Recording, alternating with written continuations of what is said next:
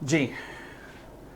तो आज अपन लोग शुरू करने जा रहे हैं नेगोशिएबल इंस्ट्रूमेंट्स एक्ट की रिवीजन। Negotiable instruments act 1881। जो भी बच्चे इन क्लासेस को सुन रहे हैं, चाहे वो मैराथन के रूप में सुन रहे हैं या इन मैराथन के डिस्क्रिप्शन लिंक के नीचे ही इस वीडियो का जो इसमें असाइनमेंट यूज हुआ है उसका लिंक मैराथन वीडियो के नीचे ही है। तो आप मैराथन वीडियो के नीचे देखेंगे, डिस्क्रिप्शन के अंदर इसका लिंक आपको मिल जाएगा। ठीक है, चले। सबसे पहले 19.1 पैराग्राफ बिल्कुल strictly according to this book चल रहा हूं मैं, और ये बुक आपके पूरे स्टडी मटेरियल को कवर करती है। तो चलिएगा मेरे साथ में आप। हाँ जी, नेगोशिएबल इंस्ट्रूमेंट का मतलब क्या होता है? देखो जी, वैसे जनरल नॉलेज पर्पज से है, नॉट फॉर एग्जाम पर्पज ये वाला टॉपिक। इंस्ट्रूमेंट का मतलब होता है डॉक्यूमेंट। इंस्ट्रूमेंट का मतलब कोई भी रिटन डॉक्यूमेंट, और नेगोशिएबल का मतलब जो ट्रांसफर हो पाए। तो नेगोशिएबल इंस्ट्रूमेंट का मतलब हुआ कोई भी ऐसा इंस्ट्रूमेंट जो कि, या फिर कोई भी ऐसा डॉक्यूमेंट जो आसानी से ट्रांसफर हो सकता है। कोई भी ऐसा इंस्ट्रूमेंट यानी कि रिटन डॉक्यूमेंट जो आसानी से ट्रांसफर हो पाए वो क्या कहलाता है? नेगोशिएबल इंस्ट्रूमेंट कहलाता है।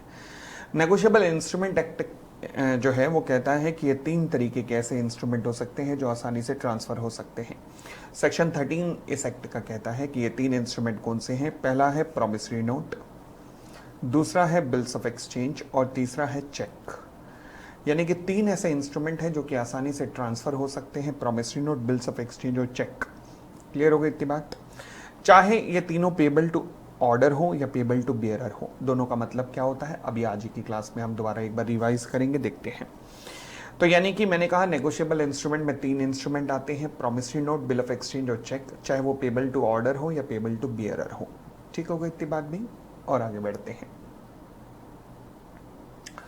Essential features of a negotiable instrument. जी, नेगोशिएबल इंस्ट्रूमेंट के कुछ खास फीचर्स होते हैं। वो कौन से फीचर होते हैं?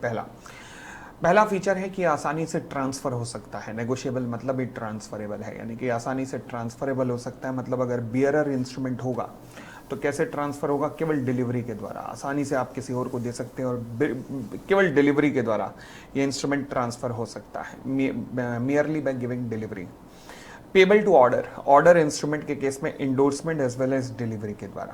तो दोबारा बोलता हूं, बियरर के केस में बाय डिलीवरी ओनली, और ऑर्डर के केस में इंडोर्समेंट प्लस डिलीवरी के द्वारा। ठीक है जी, आगे बढ़ते हैं। नेगोशिएबल इंस्ट्रूमेंट का अगला फीचर ये है कि यहां पर होल्डर इन ड्यू कोर्स, यानी कि अगर सामने वाला होल्डर इन ड्यू कोर्स है तो उसका टाइटल आपके टाइटल से भी बेटर हो सकता है। यानी कि मैं कहता हूं जय के पास कोई इंस्ट्रूमेंट है, वो इंस्ट्रूमेंट डिफेक्टिव टाइटल वाला है। अगर ये इंस्ट्रूमेंट जय ने राम को ट्रांसफर किया और राम अगर होल्डर इन ड्यू कोर्स है, तो यानी कि इस डिफेक्ट के सारे इस इंस्ट्रूमेंट के सारे डिफेक्ट दूर हो जाएंगे, क्योंकि ये होल्डर इन ड्यू कोर्स के हाथों में आ गया है। अब होल्डर इन ड्यू कोर्स कौन होता है? जो कि 3 शर्तें पूरे करता है। पहली शर्त बिफोर ड्यू डेट, यानी कि जिसने बिफोर मैच्योरिटी इस इंस्ट्रूमेंट को लिया है। दूसरा कंसिडरेशन में लिया है, पैसे देकर लिया है। और तीसरा गुड फेथ में लिया है। तो अगर ट्रांसफरर का टाइटल डिफेक्टिव हुआ तो भी ट्रांसफर यानी कि राम का टाइटल फिर भी डिफेक्टिव नहीं होगा, क्लियर टाइटल होगा। ये बहुत बड़ा फीचर है जो कि नेगोशिएबल इंस्ट्रूमेंट देता है। ठीक हो गई इतनी बात? आगे, क्या कोई लिमिट है जब नेगोशिएबल इंस्ट्रूमेंट कहां तक ट्रांसफर हो सकते हैं? नहीं, कोई लिमिट नहीं है। यानी कि नंबर ऑफ टाइम ट्रांसफर हो सकते हैं। Yes, is there any limit? The answer is no such limit is there. तो मैं कहूंगा कि negotiable instrument can be transfer indefinitely. Clear हो गई इतनी बात? और आगे बढ़िएगा। अब आता है जी presumptions as to the negotiable instrument. देखो जी, पूरा नेगोशिएबल इंस्ट्रूमेंट कुछ एजम्पशंस पे डिपेंड करता है। पूरे का पूरा नेगोशिएबल इंस्ट्रूमेंट कुछ ना कुछ एजम्पशंस पे डिपेंड करता है। क्या इस पे क्वेश्चन आ सकता है? अभी तक तो नहीं आया। आरटीपी एमटीपी में कभी पूछा गया था, मगर जब भी इस पे क्वेश्चन आएगा तो थ्योरेटिकल क्वेश्चन के चांसेस पूरे बनेंगे। थ्योरेटिकल कि provide the different presumptions as applicable to the negotiable instrument. Simple सा क्वेश्चन पूछेगा, प्लेन वनीला। तो कौन कौन सी प्रिजम्पशन है नेगोशिएबल इंस्ट्रूमेंट की? पहला है प्रिजम्पशन एज टू डेट। ये प्रिजम्पशन कहती है कि जो नेगोशिएबल इंस्ट्रूमेंट पे डेट आ रही है, हम मान के चलेंगे कि वही डेट असली है। मान लो वो गलती से डेट पड़ गई है, तो अब पार्टीज को प्रूव करना पड़ेगा कि एक्चुअल में डेट कुछ और थी, ये नकली है। तो यानी कि अदरवाइज नेगोशिएबल इंस्ट्रूमेंट पे जो भी डेट आ रही है वो ही मानी जाएगी कि वही असली है। अब जो पार्टी ऑब्जेक्ट कर रही है उस डेट पे, उन्हें प्रूव करना पड़ेगा कि असली डेट कुछ और थी। ठीक है जी। प्रिजम्पशन का मतलब यही है कि हम ये तो मान के चल रहे हैं कि यही है। अब अगर आप इस प्रिजम्पशन के अगेंस्ट जाना चाह रहे हो तो प्रूव करके दो हमें। ठीक है, चले। प्रिजम्पशन एज टू कंसिडरेशन, हम तो मान के चलेंगे कि हर नेगोशिएबल इंस्ट्रूमेंट के अंदर कंसिडरेशन इन्वॉल्व है। तो अगर कोई कहता है कि नहीं नहीं ये इंस्ट्रूमेंट विदाउट कंसिडरेशन था, तो उसे प्रूव करना पड़ेगा कि वो विदाउट कंसिडरेशन था। अदरवाइज तो हम तो मान के चलेंगे कि कंसिडरेशन है ही है। ठीक है, clear. Next point, presumption as to stamp. देखो जी, चेक को छोड़कर हम पढ़ेंगे आगे कि बिल ऑफ एक्सचेंज हो या प्रोमिसरी नोट हो, दोनों पर स्टैम्प ड्यूटी पे होती है। अगर चेक को छोड़ दो तो चेक को छोड़कर बिल ऑफ एक्सचेंज या फिर प्रोमिसरी नोट की अगर आप बात करोगे तो दोनों के ऊपर प्रॉपर स्टैम्प ड्यूटी पे होनी चाहिए, यानी कि दोनों स्टैम्प पेपर के ऊपर बनने चाहिए। तो अगर मान लीजिए कोई प्रोमिसरी नोट या बिल ऑफ एक्सचेंज किसी स्टैम्प पेपर के ऊपर बना है, तो हम मान के चलेंगे कि ये प्रॉपर स्टैम्प पेपर के ऊपर बना है। और अगर प्रॉपर स्टैम्प के पेपर के ऊपर नहीं बना, ये पार्टी कोई क्लेम करना चाहती है, तो उसे प्रूव करना पड़ेगा कि ये दूसरा, ये स्टैम्प ड्यूटी जो पे हुई है इस पे गलत है। तो यानी कि प्रिजम्पशन ऑफ स्टैम्प, हम तो मान के चलेंगे कि ये प्रॉपर स्टैम्प ड्यूटी इस पे हुई है। Presumption of order of endorsement, देखो जी, जिस सीरीज में एंडोर्समेंट अपीयर हो रही होगी, फॉर एग्जाम्पल ए से गया बी, फिर सी, फिर डी, फिर ई, हम मान के चलेंगे कि इसी सीरीज में ट्रांसफर हुआ है नेगोशिएबल इंस्ट्रूमेंट। अगर कोई पार्टी कहती है नहीं नहीं ये सीरीज गलत है, क्योंकि ए ने सी को दिया था, सी ने बी को दिया था, बी ने डी को दिया था, तो प्रूफ करो कि सीरीज कोई और है। नहीं तो मैं तो मान के चलूंगा कि सीरीज यही है जो कि मेरे सामने नजर आ रही है। ठीक है। प्रिजम्पशन एज टू ट्रांसफर, मैं ये मान के चलूंगा कि हर नेगोशिएबल इंस्ट्रूमेंट ट्रांसफर होता है before the date of maturity, यानी कि अपनी मैच्योरिटी डेट से पहले ट्रांसफर होता है। मैं ये मान के चलूंगा कि हर नेगोशिएबल इंस्ट्रूमेंट अपनी मैच्योरिटी डेट से पहले ट्रांसफर हुआ है। अब अगर कोई पार्टी कहती है नहीं नहीं नहीं इसका ट्रांसफर तो आफ्टर मैच्योरिटी हुआ था, तो प्रूफ करो। नहीं तो मैं तो यही मान के चलूंगा कि उसका ट्रांसफर बिफोर मैच्योरिटी हुआ है हर नेगोशिएबल इंस्ट्रूमेंट का। तो वो अजम्पशन है जो मैं हर नेगोशिएबल के साथ मान के चलूंगा। फिर presumption as to holder in due course. Holder in due course मैंने कहा जी 3 शर्तों को पूरा करता है। पहला गुड फेथ, दूसरा बिफोर मैच्योरिटी, तीसरा कंसिडरेशन। अगर मान लीजिए राम ने कोर्शन एक्सरसाइज किया, गलत तरीके से कोर्शन एक्सरसाइज करके कोई इंस्ट्रूमेंट को अपने पास ले लिया, तो क्या Ram holder in due course है? नहीं है, क्योंकि ये गुड फेथ में नहीं है, इसने गलत तरीके से इंस्ट्रूमेंट लिया है। बट कल को अगर मान लीजिए राम इंस्ट्रूमेंट की पेमेंट करने जय के पास जाए और कहे जय को कि भैया मुझे पेमेंट ला दे, मुझे पेमेंट दे, क्योंकि जैसे ही राम ने इंस्ट्रूमेंट लिया था, और जय कहे किस बात की पेमेंट, तूने तो गलत तरीके से इंस्ट्रूमेंट लिया है, तो लॉ कहता है जय आई एम सॉरी, मैं तो मान के चलूंगा कि Ram holder in due course है। जय कह रहा है सर बट इसने मेरे साथ बदतमीजी की, मेरे गलत तरीके से मेरे से इंस्ट्रूमेंट लिया है। लॉ कहता है मैं मान लेता हूं तुम्हारी बात, प्रूव करो। प्रूव किसे करना पड़ेगा? जो इस प्रिजम्पशन के अगेंस्ट में जाएगा। तो जो इस प्रिजम्पशन के साथ चल रहा है उसे प्रूव नहीं करना, जो इस प्रिजम्पशन के अगेंस्ट में चल रहा है उसे प्रूव करना है। बड़ी सिंपल सी बात है। क्लियर हो गई इतनी बात? चले अब हम आते हैं डेफिनेशन ऑफ प्रोमिसरी नोट पर। सेक्शन 4 प्रोमिसरी नोट की डेफिनेशन कहता है, इसके ऊपर 2-3 बार सवाल आ चुका है, प्रोमिसरी नोट के ऊपर ध्यान रखना। हाँ जी भाई, जिन लोगों ने भी चैनल को सब्सक्राइब नहीं किया हुआ सब्सक्राइब कर लो, नालायकों सब्सक्राइब कर लो, चैनल को सब्सक्राइब कर लो। मैं हालांकि कभी बोलता नहीं, बट मुझे भी लगा यार अब बोलना शुरू कर देना चाहिए। मैं कभी भी वीडियो देखता हूँ सारे यही कहते हैं चैनल को सब्सक्राइब कर दो, मैं कहा चलो मैं भी बोलना शुरू करता हूँ यार। क्या ये लाइव है? इंसान खड़ा हुआ लाइव, बताओ, वो अंजाम दे रहा है घटना को, इन्हें अभी भी शक हो रहा है कि क्या ये लाइव है। अब क्या करूं? लाइव तो प्रूव करने के लिए कि लाइव हूं। हाँ जी, according to section 4 of the act, promissory note क्या है? एक तरीके का इंस्ट्रूमेंट है जो कि राइटिंग में है, ओके, जिसमें एक अनकंडीशनल अंडरटेकिंग, अंडरटेकिंग मतलब वादा, ये वादा रहा, समझ आई बात?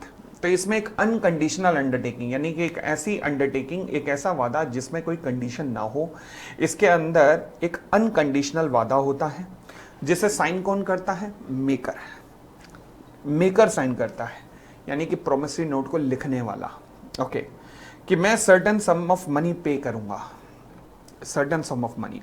हर वो शब्द जिसका मुंह काला है उसे ध्यान से देखना। किसको पे करूंगा? ओनली टू, मतलब जय ओनली, और to the order of certain person, यानी कि जय और ऑर्डर, और to the bearer of instrument, Jai और बियरर। तो यानी कि तीनों तरीके से नेगोशिएबल इंस्ट्रूमेंट बन सकता है। दोबारा बोलो, प्रोमिसरी नोट एक इंस्ट्रूमेंट है जो कि राइटिंग में है, जिसके अंदर अनकंडीशनल अंडरटेकिंग आती है। अनकंडीशनल मतलब बिना किसी कंडीशन के एक वादा होता है, जिसे मेकर साइन करता है, जिसमें कहा जाता है कि हम सर्टेन सम ऑफ मनी पे करेंगे इस व्यक्ति को, या to the order of certain person और to the bearer of the instrument. ठीक हो गई इतनी बात? बोलो ना हाँ।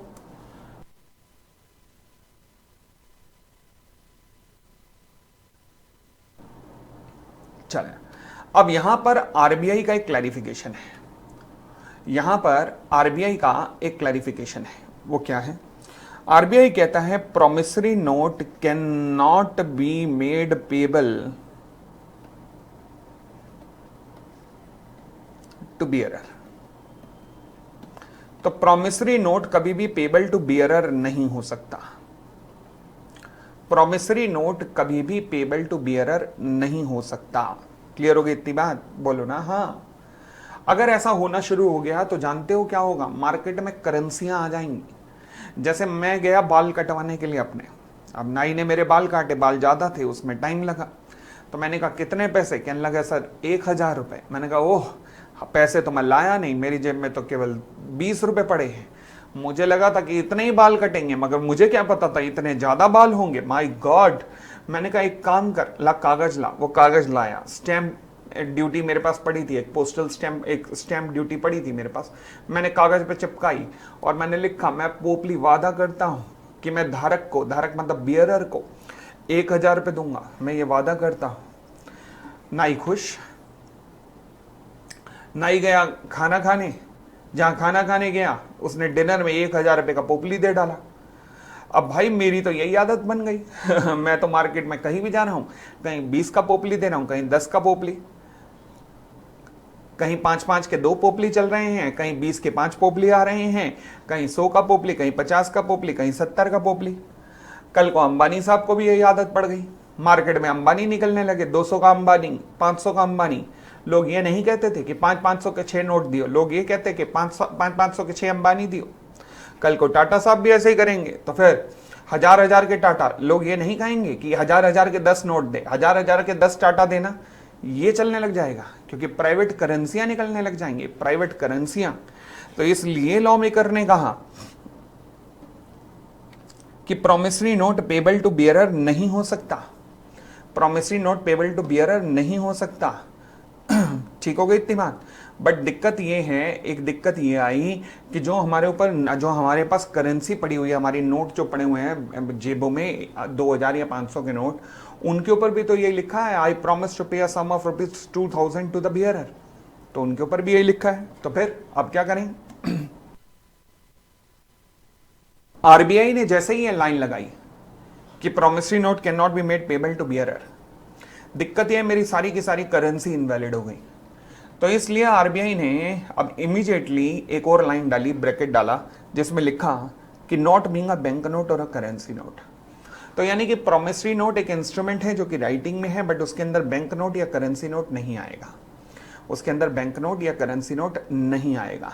बात आ गई समझ? कोई दिक्कत तो नहीं? चलिए, अब what is the difference between bank note and currency note? देखो, आपने कभी 1 रुपए का नोट पता नहीं देखा है कि नहीं?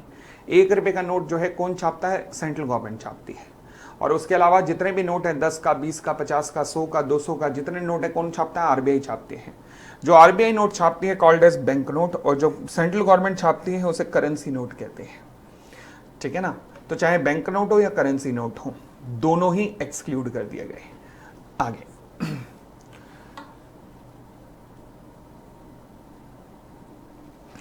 अब प्रोमिसरी नोट के कुछ खासम खास फीचर्स होते हैं, वो कौन कौन से हैं? पहला, प्रोमिसरी नोट राइटिंग में होना चाहिए, बिल्कुल ठीक। अंडरटेकिंग टू पे, एकदम अनकंडीशनल अंडरटेकिंग टू पे होनी चाहिए। अंडरटेकिंग टू पे अनकंडीशनल होनी चाहिए, बिल्कुल ठीक।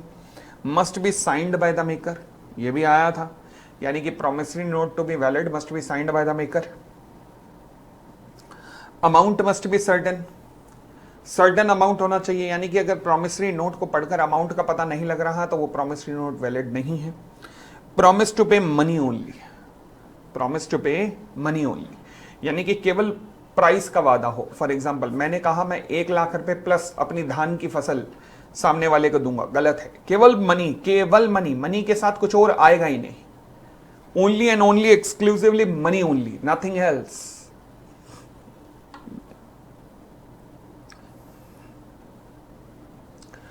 Parties to the promissory note. Promissory note में कितनी पार्टीज हो सकती है? मैं कह सकता हूं 2 पार्टीज हो सकती हैं। एक होता है मेकर और दूसरा होता है पेई। मेकर वो होता है जो कि प्रोमिसरी नोट को बना रहा है, वो मेकर है।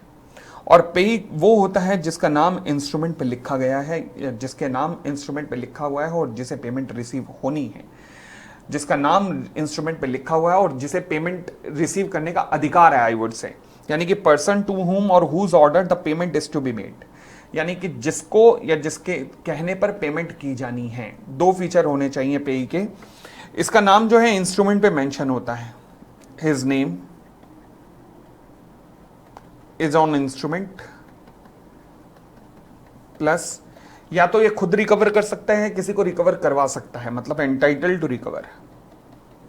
मैं ये नहीं कह रहा कि यही रिकवर कर रहा है, but he is entitled to recover, he is entitled to recover. ठीक है ना। से फॉर एग्जाम्पल, बड़ी सीधी सी बात है, एक छोटा सा एग्जाम्पल लेता हूं, देखिएगा आपके सामने।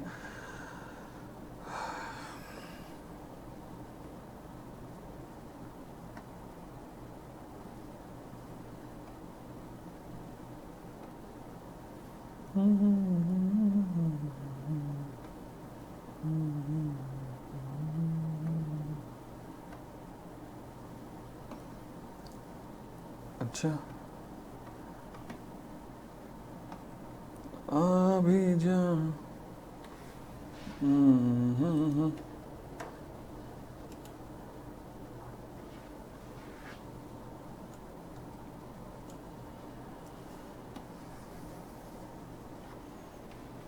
हुआ क्या, एक्स और वाई 2 पार्टीज के बीच में ट्रांजैक्शन हो रही थी। ये सेलर था, ये बायर था। गुड्स सोल्ड हुए थे 10 लाख रुपए के। तो बायर ने प्रॉमिसरी नोट लिखा,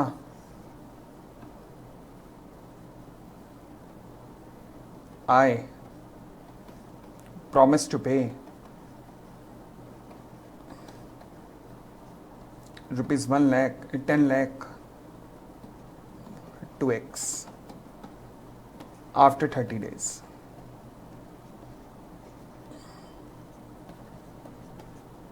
Signed by Y.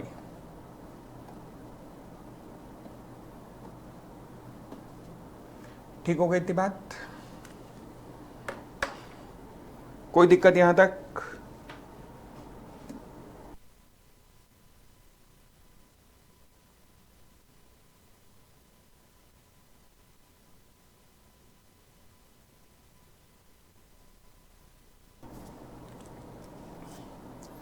अब हुआ क्या, एक्स के हाथों में इंस्ट्रूमेंट था। एक्स ने इंस्ट्रूमेंट राम को दे दिया ताकि राम इसकी पेमेंट रिकवर कर सके। राम ने अमाउंट रिकवर कर लिया। Now who is the pay?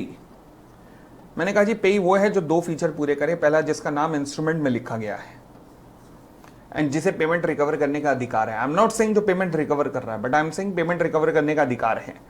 कौन है जो दोनों शर्तें पूरे कर रहा है? एक्स। पेमेंट रिकवर कौन कर रहा है? राम। राम पे ही नहीं है, तो राम कौन है? Ram can be called as holder. Sir holder और होल्डर इन ड्यू कोर्स में क्या फर्क है? हम अगर होल्डर होने के साथ तुम ड्यू कोर्स में भी हो, प्लस गुड फेथ में भी हो, प्लस कंसिडरेशन में भी हो, तो तुम होल्डर इन ड्यू कोर्स हो। अदरवाइज तुम होल्डर तो हो ही, पर अगर तीनों फीचर हैं तुम्हारे में तो तुम होल्डर इन ड्यू कोर्स भी हो। बात समझ आ गई है? इतनी क्लियर हो गई इतनी बात? और आगे बढ़ते हैं, आएगा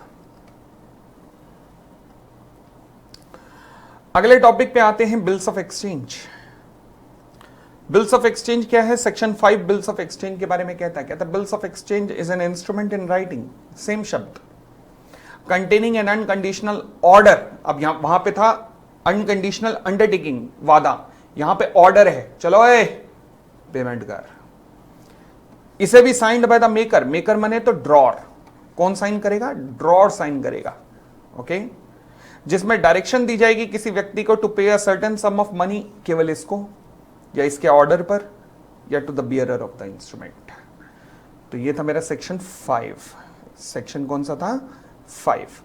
बिल्स ऑफ एक्सचेंज में कितनी पार्टीज होती हैं? 3। ड्रॉर, जिसे मैं मेकर भी कह सकता हूं, वो व्यक्ति जो कि इंस्ट्रूमेंट को बना रहा है या फिर आदेश दे रहा है सामने वाली पार्टी को। और जिसको आदेश दे रहा है वो कौन है?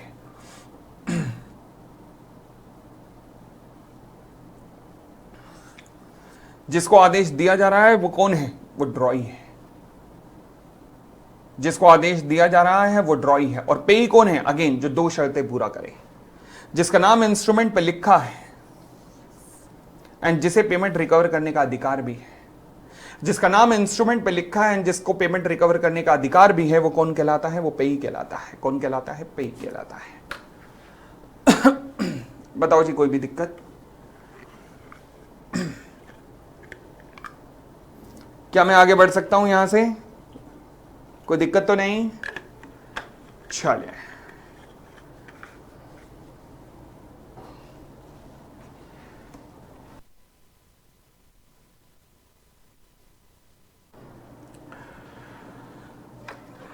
तो अब बिल ऑफ एक्सचेंज की डेफिनेशन करने के बाद अब हम आगे आ रहे हैं, तो देखेंगे कि आपके असाइनमेंट के अंदर एक क्वेश्चन दिया हुआ है, बड़ा अच्छा क्वेश्चन है, कॉन्सेप्चुअल है। वो पूछता है कि बताइए ये बिल ऑफ एक्सचेंज है या नहीं है। Which of the following is a bill of exchange, give reason. पहला कहता है टू राम डियर राम। भाई बिल ऑफ एक्सचेंज क्या है? Is an instrument in writing containing N unconditional order. वहां पे है ऑर्डर, ये कह रहा है प्रेम पत्र, हे राम मेरे राम। ओ भाई क्या हो रहा है? ये भजन संध्या चल रही है। तो फिर तो क्या ये वैलिड बिल ऑफ एक्सचेंज है? नहीं, कहीं दूर दूर तक देखोगे कहीं ऑर्डर ही नहीं है, कहीं ऑर्डर ही नहीं है। वी ऑथराइज यू टू पे ऑन आवर अकाउंट, हम आपको ऑथराइज करते हैं कि आप हमारे बदले पे कर दीजिए।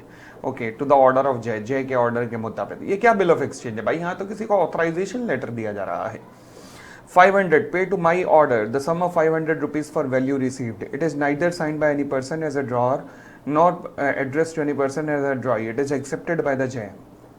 जी, एक्सेप्टेड तो है जय के द्वारा, बट कोई ड्रॉर के साइन नहीं है। और जब ड्रॉर के साइन नहीं है, मतलब साइंड बाय द मेकर नहीं है, तो क्या ये वैलिड बिल ऑफ एक्सचेंज है? द आंसर इज नो, ये वैलिड बिल ऑफ एक्सचेंज नहीं है। आगे आता है जी, डेफिनेशन ऑफ चेक दी हुई है सेक्शन 6 के अंदर। हालांकि मैं ये कहूंगा कि हो सके तो इस डेफिनेशन को आप अवॉइड कर देना, पेपर में याद ना हो पाए, क्योंकि ऐसे ऐसे गंदे गंदे शब्द हैं कि याद कहाँ से होंगे। तो इससे अच्छा मैं 4-5 और कॉन्सेप्ट याद कर लूँगा। बट फिलहाल फिर भी जो समझते हैं कि हाँ हमारे में जज्बा है, जुनून है और याद कर लेंगे, तो वो गो फॉर इट। चेक क्या है? देखो जी, चेक के अंदर भी आप एक ऑर्डर देते हो, क्योंकि वहाँ पे भी ऑर्डर दिया जाता है, तो ये एक बिल ऑफ एक्सचेंज की तरह है जो किसी बैंकर पे लिखा जाता है, यानी कि वहाँ पे ड्रॉई कौन होता है? बैंकर होता है। And not express to be payable otherwise than on demand, यानी कि डिमांड के अलावा जो पेबल नहीं होता, यानी कि कभी भी चेक टाइम इंस्ट्रूमेंट नहीं होता, हमेशा ये डिमांड इंस्ट्रूमेंट ही होता है। डिमांड इंस्ट्रूमेंट का मतलब है कभी भी जाकर पेमेंट ले सकते हो। सर 3 महीने, अरे वो 3 महीने चेक की वैलिडिटी होती है, जैसे प्रॉमिसरी नोट और बिल ऑफ एक्सचेंज की वैलिडिटी 3 साल होती है। ये किसने बताया? Limitation act. वैसे ही चेक के केस में स्पेसिफिक कानून बना हुआ है और कि 3 साल नहीं, 3 महीने की हुई है वैलिडिटी, ठीक है ना। तो वो वैलिडिटी है, वो अलग चीज है। मगर उन 3 महीने में कभी भी चेक को प्रेजेंट किया जा सकता है पेमेंट के लिए। The answer is yes. तो this is called demand instrument.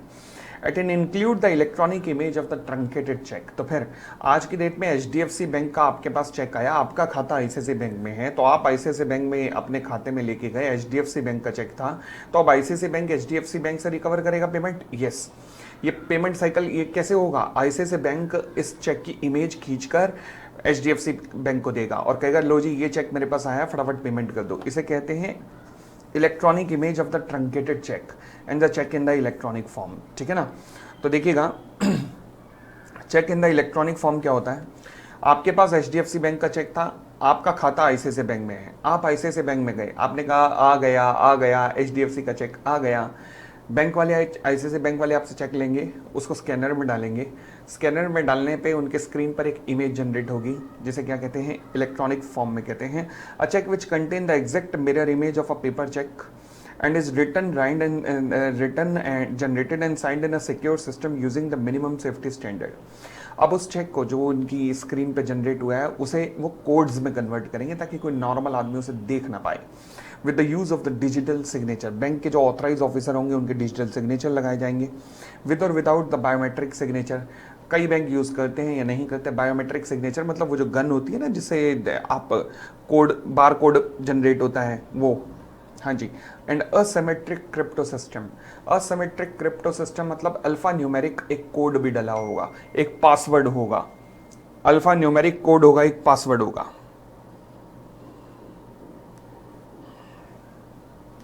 चले फिर कहता है ट्रंकेटेड चेक। ट्रंकेटेड चेक का मतलब होता है एक ऐसा चेक जिसकी अब पेमेंट हो चुकी है। फॉर एग्जांपल ICICI बैंक ने चेक की इमेज खींची, कोड में कन्वर्ट किया, HDFC को दिया, HDFC बैंक ने उसकी पेमेंट कर दी। जब पेमेंट हो गई चेक की तो वो चेक क्या होता है? ट्रंकेटेड चेक होता है, यानी कि वो चेक जिसकी पेमेंट हो गई है ड्यूरिंग द क्लियरिंग साइकिल। अब ट्रंकेशन कौन कर सकता है? डेफिनेशन करते हुए लिखा गया कि HDFC बैंक भी कर सकता है, ICICI बैंक भी कर सकता है, या फिर कोई RBI भी कर सकता है। लिखा गया तीनों का नाम, बट रियल लाइफ में आज की डेट में कौन कर रहा है? ICICI बैंक, यानी कि जो रिसीव कर रहा है पेमेंट। या तो इमीडिएटली ट्रंकेशन हो जाएगा on the generation of the electronic image, या फिर ट्रांसमिशन के टाइम पे ट्रंकेशन होगा, यानी कि जब पेमेंट का ट्रांसमिशन हो जाएगा। और क्या पूरे उसमें क्या फिजिकल मूवमेंट ऑफ चेक अब बंद हो चुका है?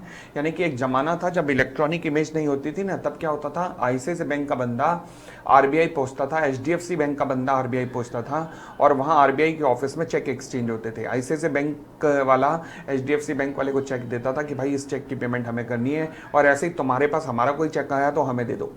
RBI में जाके एक दूसरे से चेक एक्सचेंज होते थे, बट वो टाइम गया क्योंकि आजकल physical movement of cheque in writing खत्म हो गया है। Now this is called cheque की डेफिनेशन। आई होप क्लियर है। आगे बढ़ना शुरू करते हैं। चेक में भी यही तीन पार्टीज होती हैं, एक ड्रॉर जिसने इंस्ट्रक्शन दी है पेमेंट की, एक ड्रॉई यानी कि बैंक जिसे इंस्ट्रक्शन दी जा रही है, और पेई मतलब जिसका नाम लिखा है और जिसे पेमेंट रिकवर करने का अधिकार भी है। ओके। फिर आता है जी classification of the negotiable instrument. Negotiable instrument कितने तरीके का हो सकता है? मैं कह सकता हूं दो तरीके का हो सकता है, एक होता है बियरर इंस्ट्रूमेंट और एक होता है ऑर्डर इंस्ट्रूमेंट। बियरर इंस्ट्रूमेंट यानी कि कोई भी नेगोशिएबल इंस्ट्रूमेंट बियरर कब बनता है? जब पहली बात उसके ऊपर वर्ड बियरर लिखा हो, और दूसरा जब उसके ऊपर एंडोर्समेंट एंड ब्लैंक हो रहा हो। क्या हो रहा हो? Endorsement and blank. तो दो सिचुएशन में कोई भी चेक बियरर बनता है, पहला जब उस पर वर्ड बियरर लिखा हो, और जब उस पर एंडोर्समेंट एंड ब्लैंक हो रहा हो। क्लियर हो गई इतनी बात? कोई भी बियरर चेक आसानी से नेगोशिएट हो सकता है, यानी कि किसी बियरर चेक को नेगोशिएट करने, किसी भी बियरर इंस्ट्रूमेंट को, चेक भी क्या है, इंस्ट्रूमेंट को नेगोशिएट करने के लिए आपको केवल डिलीवरी करनी पड़ती है, यानी कि और कुछ नहीं। डिलीवरी का मतलब सामने वाले को इंस्ट्रूमेंट पकड़ा दो बस, अब वो उस पर रिकवरी कर सकता है। फिर आता है ऑर्डर इंस्ट्रूमेंट। ऑर्डर इंस्ट्रूमेंट का मतलब होता है जो बियरर नहीं है। जो बियरर नहीं है वो ऑर्डर है, यानी कि बियरर दो केसेस में है, उनके अलावा हर केस में इंस्ट्रूमेंट ऑर्डर कहलाता है। ओके। अगर ऑर्डर इंस्ट्रूमेंट को आगे आपने ट्रांसफर करना है तो आपको क्या करना पड़ेगा? एंडोर्समेंट प्लस डिलीवरी करनी पड़ेगी।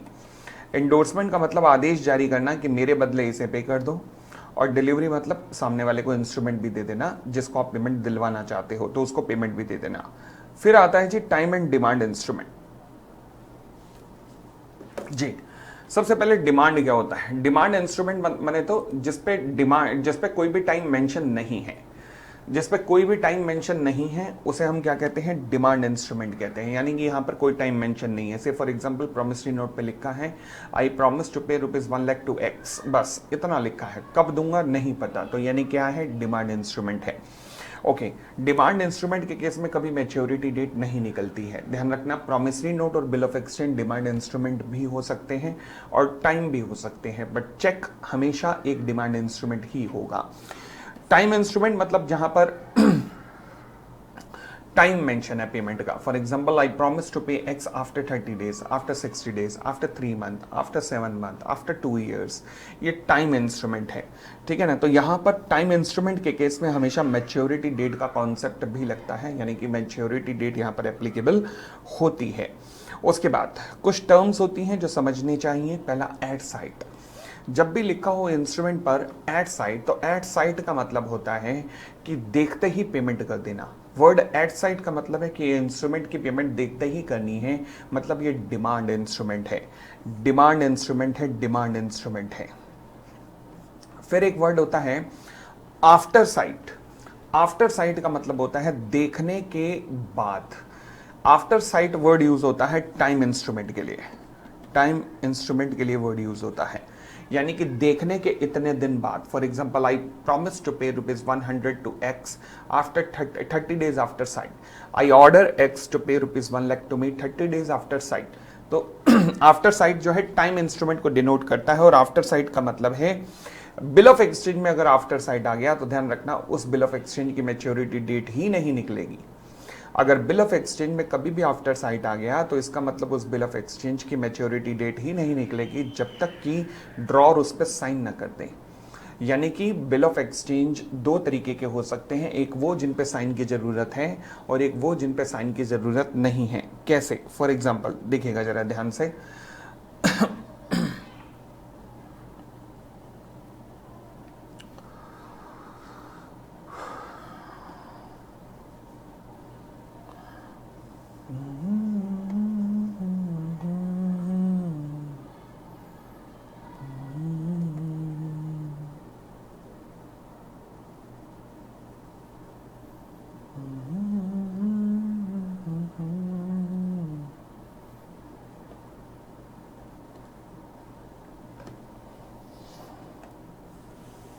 जी समझिएगा जी,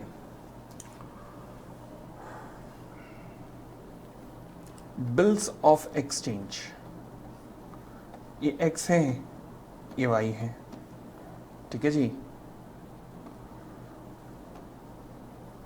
एक इंस्ट्रूमेंट लिखा गया आई order Y to pay ₹1,00,000 to me after 30 days. क्या वर्ड आफ्टर साइट यूज हुआ? नहीं हुआ है, एक्स के साइन थे। जब आफ्टर साइट वर्ड यूज नहीं हुआ तो इसका मतलब वाई के साइन की जरूरत नहीं है, वाई के साइन की जरूरत ही नहीं है। वाई कौन है यहाँ पर? फिर ड्रॉई है, यानी कि वाई कौन है जिसके ऊपर बिल लिखा गया है, मतलब वो ड्रॉई है। बट जैसे ही इंस्ट्रूमेंट को ऐसा रूप दिया गया,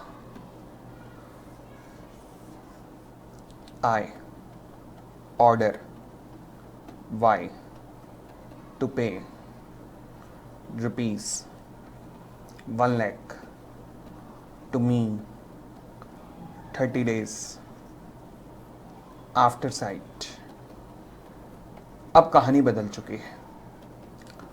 ये कहता है मैं वाई को आदेश देता हूं कि ₹1,00,000 मुझे पे करे 30 दिन बाद। कब? इंस्ट्रूमेंट को देखने के। क्या सबूत है कि वाई ने इंस्ट्रूमेंट देखा? सबूत होगा वाई के साइन, तो यानी कि वाई के साइन जरूरी है। जैसे ही ड्रॉई इंस्ट्रूमेंट पे बिल ऑफ एक्सचेंज पे अपने साइन करता है, ड्रॉई बन जाता है कौन? एक्सेप्टर। और यहां पर वाई कौन है? केवल ड्रॉई है, एक्सेप्टर नहीं है। ध्यान रखना, नेगोशिएबल इंस्ट्रूमेंट कहता है कि बिल ऑफ एक्सचेंज में ड्रॉई की कभी कोई लायबिलिटी नहीं होती, नो लायबिलिटी। बट जैसे ही ड्रॉई एक्सेप्टर बन जाता है तो उसकी लायबिलिटी बन जाती है, लायबिलिटी बन जाती है।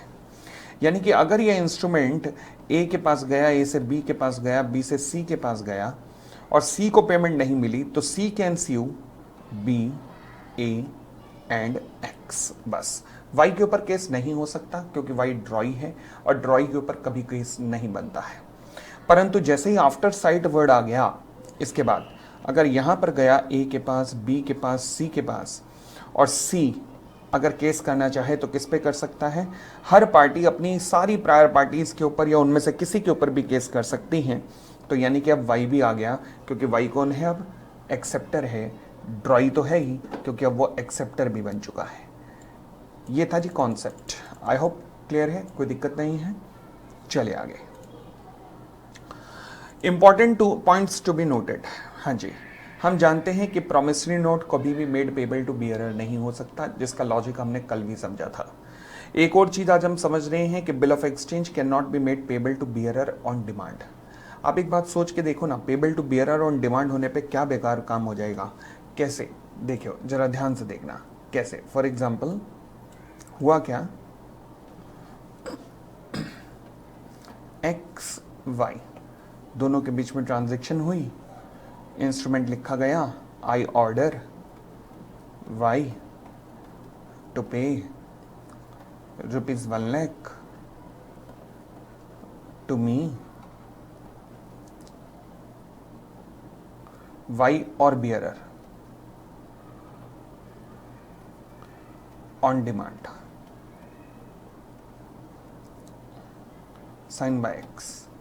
अब एक बात सोच के देखो, क्या वाई लायबल है? वाई ड्रॉई है। ड्रॉई है तो लायबल है? नहीं, नॉट लायबल। क्योंकि वाई ड्रॉई है तो इसलिए वाई लायबल नहीं है। एक्स के पास इंस्ट्रूमेंट था राम, जो कि एक बियरर था, इसके हाथों में इंस्ट्रूमेंट चला गया। राम तुम वाई से तो रिकवर कर ही नहीं सकते क्योंकि वाई ड्रॉई है जो लायबल नहीं है।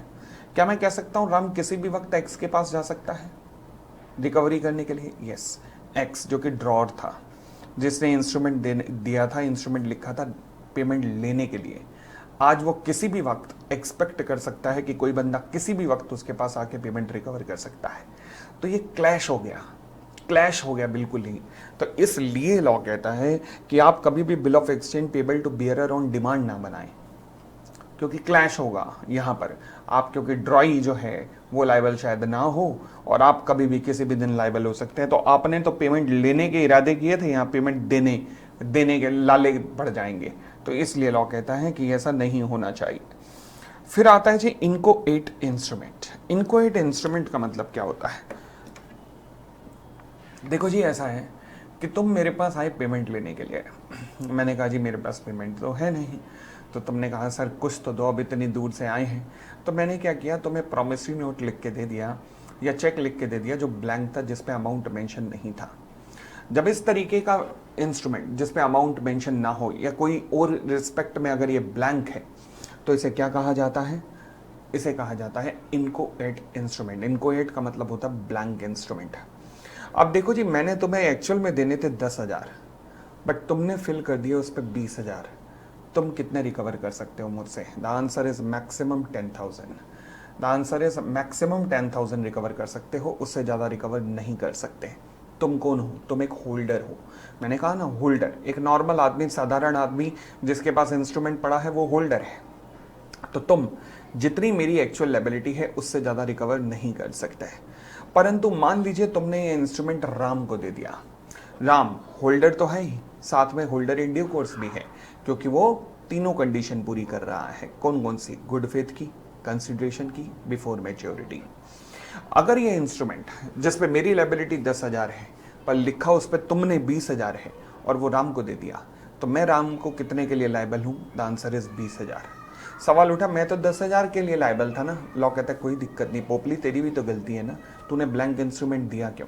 अब ये इंस्ट्रूमेंट अगर किसी होल्डर इन ड्यू कोर्स के हाथों में आ गया तो होल्डर इन ड्यू कोर्स मुझसे पूरे का पूरा रिकवर कर सकता है जितना भी अमाउंट उस इंस्ट्रूमेंट पे मेंशन है।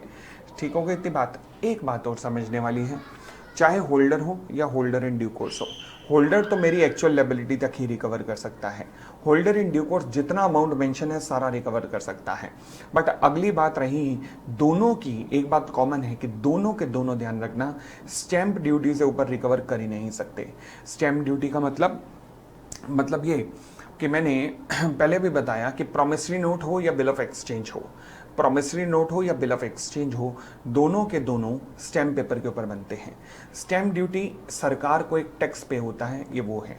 आपने जिस अमाउंट पे सरकार को टैक्स पे किया है, से फॉर एग्जांपल मान लीजिए मैंने सरकार को टैक्स पे किया है 1% और रेट है, टैक्स का रेट है, स्टैम्प ड्यूटी के रेट बड़े उल्टे सीधे होते हैं, से फॉर एग्जांपल रेट है 0.001%, तो यानी कि कितने अमाउंट पे मैंने 0.001% चार्ज किया होगा कि मान लीजिए 100 रुपये का स्टैम्प पेपर आया, मान लीजिए अमाउंट आता है 10,000, तो 10,000 पे मैंने 0.01% लगाया, तब जाकर मेरा 100 रुपये का स्टैम्प पेपर आया और मैंने 100 रुपये के ऊपर 100 रुपये के स्टैम्प पेपर के ऊपर प्रॉमिसरी नोट लिखा है।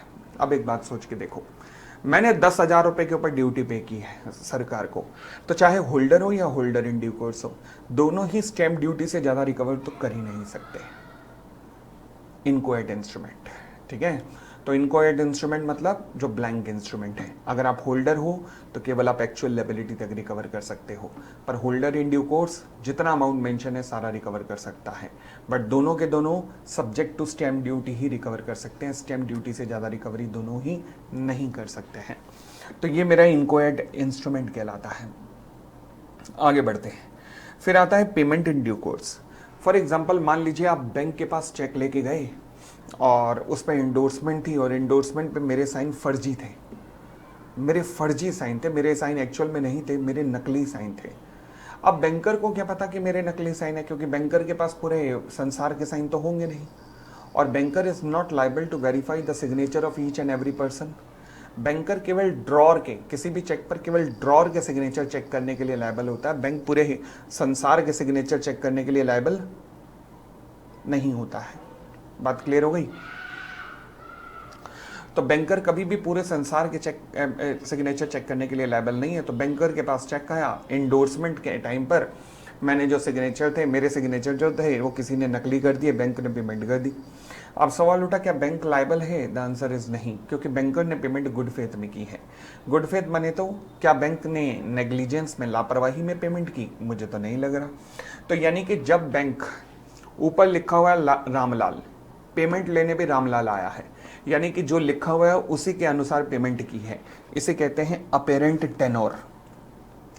जो दिखाई दे रही टर्म्स हैं उनके अकॉर्डिंग ही पेमेंट हुई है, गुड फेथ में पेमेंट हुई है, कोई लापरवाही नहीं है, कोई ऐसी सिचुएशन नहीं थी जहां पर बैंक को ये शक भी होता कि ये जो व्यक्ति आया है ये पेमेंट के लिए एलिजिबल नहीं है। अगर ये सारे फैक्टर हैं, कौन कौन से रिकॉल करो।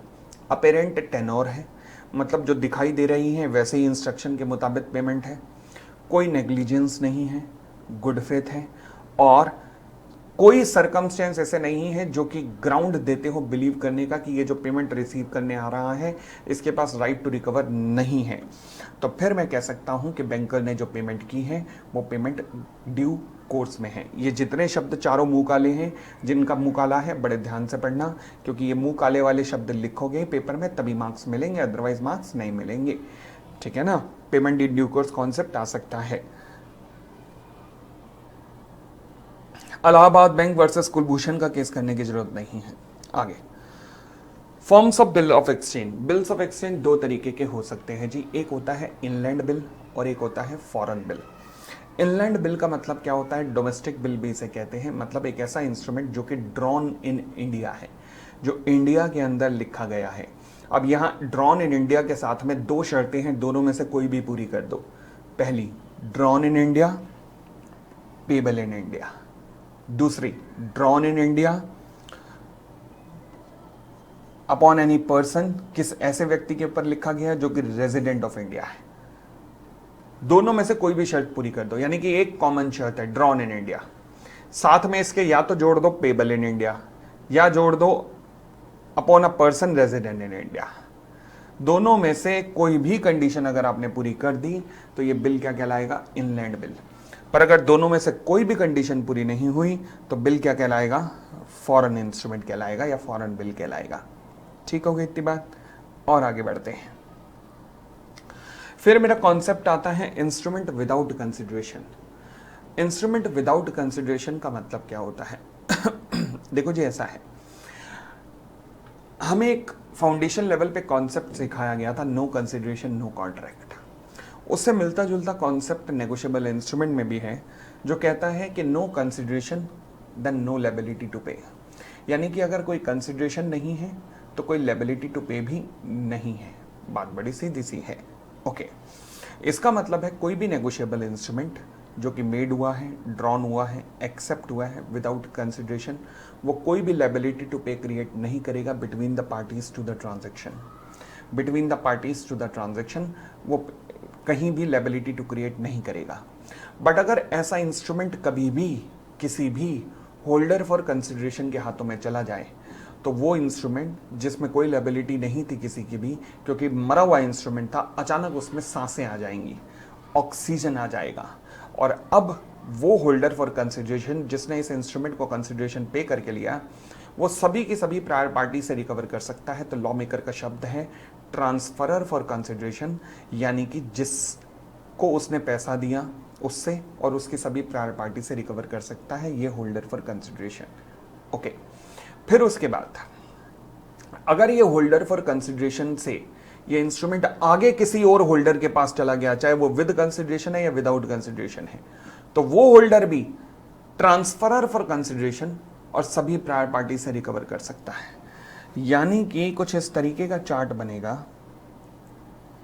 बहुत इंपॉर्टेंट कॉन्सेप्ट है ये पेपर में।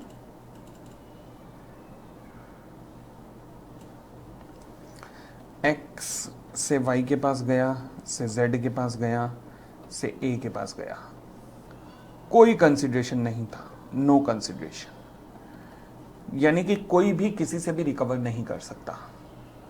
ए से पहली बार बी के पास गया, बी होल्डर फॉर कंसिडरेशन है, बी किससे रिकवर कर सकता है? बी रिकवर कर सकता है जिसको उसने कंसिडरेशन पे किया, मतलब ए, यानी कि TFC माने तो transferor for consideration, transferor for consideration और उसकी सभी prior party and all PP, यानी कि सारे के सारे जो अभी तक नो कंसिडरेशन कह के बच रहे थे, सारे के सारे लायबल हो जाएंगे। किसको? बी को। यस, क्योंकि बी को ने HFC है। ठीक है, अब बी से आगे गया सी के पास, जो कि होल्डर है विदाउट कंसिडरेशन, ओके, अब ये किससे रिकवर कर सकता है? लॉ कहता है ये भी। इससे एकदम पिछला TFC देखो, एकदम पिछला TFC, यानी कि वो व्यक्ति जिसने इंस्ट्रूमेंट दिया और पैसा लिया, बी को तो पैसा मिला ही नहीं है क्योंकि ये तो होल्डर विदाउट कंसिडरेशन है। तो फिर अब इससे पिछला TFC देखो तो कौन मिला? ए, यानी कि ये भी किससे रिकवर कर सकता है? And all PP, TFC and all PP से रिकवर कर सकता है। तो बस बड़ा सीधा सा कॉन्सेप्ट मैं आपको बता रहा हूं, बड़ी सिंपल सी ट्रिक मैं आपको बता रहा हूं। जब कंसिडरेशन का सवाल आ जाए कि यहां कंसिडरेशन है नहीं है, सिंपल सी ट्रिक, हर बंदा अपने से एकदम पिछले TFC और उसकी सभी PP से रिकवर कर सकता है, सभी प्रायर पार्टी से।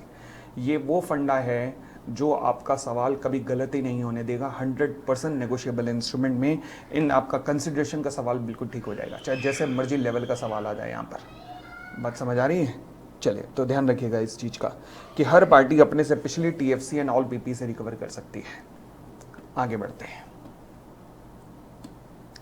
तो ये है मेरा इंस्ट्रूमेंट विदाउट कंसिडरेशन।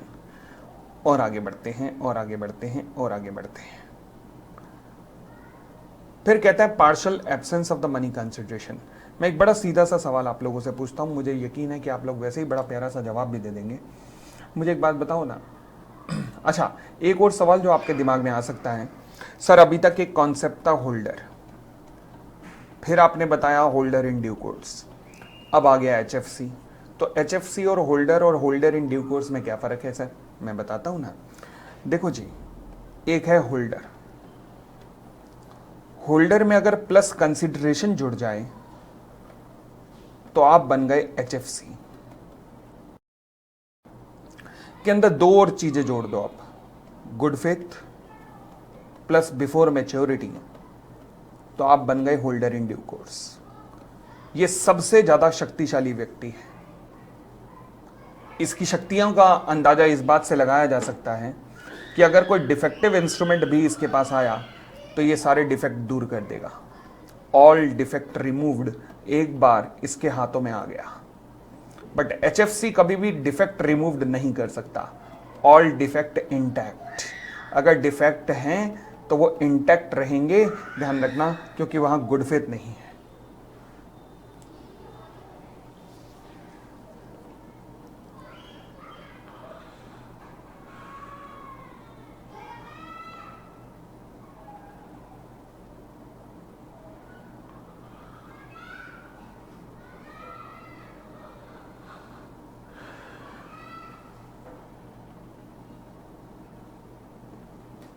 ठीक हो गई इतनी बात?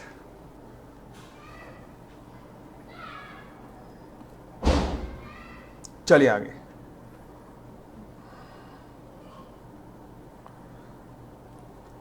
सेक्शन 45 करने की जरूरत नहीं है, छोड़ सकते हैं। Accommodation bill, accommodation bill.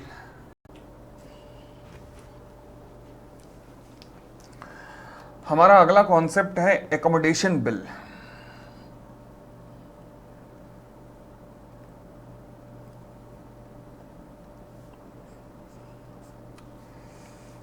Accommodation bill का मतलब होता है, पहली बात तो बिल का मतलब है कि बिल ऑफ एक्सचेंज की बात हो रही है।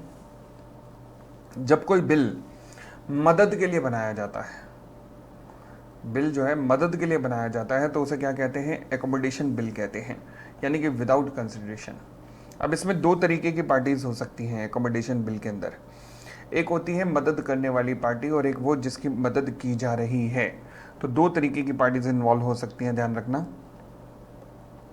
एक वो जिसकी मदद की जा रही है और दूसरा वो जो मदद कर रही है। ओके, मतलब कैसे देखते हैं? Accommodation bill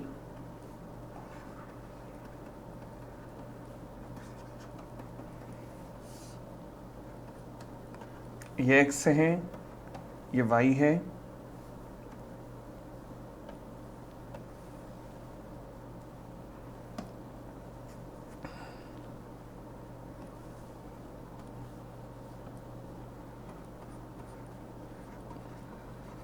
I order Y to pay rupees 1 lakh to me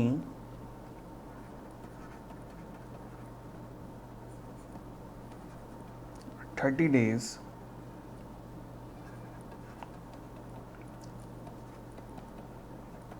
after signed by X, signed by Y। कोई कंसिडरेशन इन्वॉल्व नहीं था, कोई कंसिडरेशन इन्वॉल्व नहीं था, तो यानी कि वाई जो है वो एक्स की मदद करने के लिए वाई ने बिल ऑफ एक्सचेंज एक्सेप्ट किया है। वाई कौन बन गया?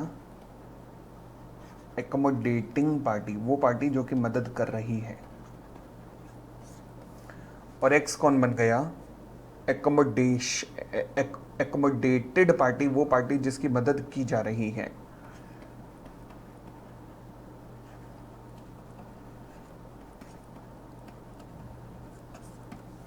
वो पार्टी जिसकी मदद की जा रही है एक्स है, और वो पार्टी जो मदद कर रही है वो वाई है। ठीक है जी। अब क्या एक्स वाई से रिकवर कर सकता है? नहीं, क्योंकि कंसिडरेशन नहीं है। अभी तो बताया कि कंसिडरेशन नहीं है तो रिकवरी नहीं हो सकती। एक्स से ये इंस्ट्रूमेंट राम के हाथों में चला गया। राम कौन था? HFC। होल्डर फॉर कंसिडरेशन किससे रिकवर कर सकता है? एक्स से भी, वाई से भी, दोनों से रिकवर कर सकता है। भाई अपने से पिछले TFC एंड ऑल BP से रिकवर कर सकते हो, तो क्या राम सबसे रिकवर कर सकता है? द आंसर इज यस, बस this is called accommodation bill. अब मेरा सवाल यहाँ पर ये है कि अगर मैं आपसे कहूँ, यहाँ पर मैं आपको ये बताऊँ कि सपोज एफ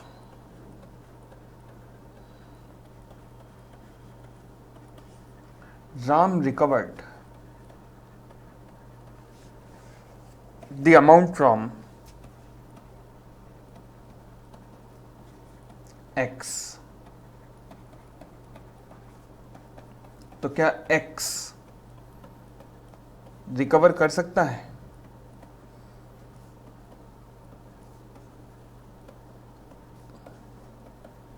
फ्रॉम वाई? हाँ या ना? सवाल समझ आया? अगर मैं कहता हूं कि एक्स, राम जो है एक्स से रिकवर कर रहा है, एक्स कौन है? एकोमोडेटेड पार्टी जिसकी मदद की गई है। तो ये एकोमोडेटेड पार्टी क्या एकोमोडेटिंग पार्टी से रिकवर कर सकती है, हाँ या ना? सोच समझ के बताइए, हाँ या ना? द आंसर इज ना, क्योंकि दोनों के बीच में कंसिडरेशन नहीं है ना, पीछे कोई कंसिडरेशन वाला नहीं है। तो बस यही एकोमोडेशन बिल का कॉन्सेप्ट है। पढ़ के देखिएगा फटाफट। Accommodation bill, the accommodated party यानी कि X can not after he has paid the amount of bill, किसको? To Ram, recover the amount from accommodating party मतलब Y, that is person who become a party to bill for his accommodation. Recover नहीं कर सकते। अब यहीं पर एक concept है कि अगर मान लीजिए कोई बिल था एकोमोडेशन बिल, अगर कोई बिल एकोमोडेशन बिल था, उसमें हुआ क्या, जैसे इसी केस के अंदर अगर मैं आपसे कहता हूं कि हुआ क्या,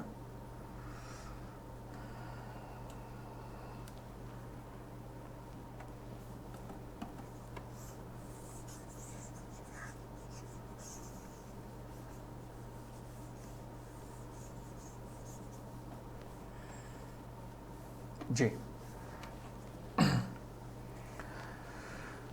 सपोज मैं कहता हूं राम भी विदाउट कंसिडरेशन है, जय भी विदाउट कंसिडरेशन है, अजय भी विदाउट कंसिडरेशन है। पहली बार अमर को यह नेगोशिएट हुआ फॉर कंसिडरेशन, पर अमर को यह नेगोशिएट कब हुआ? After maturity.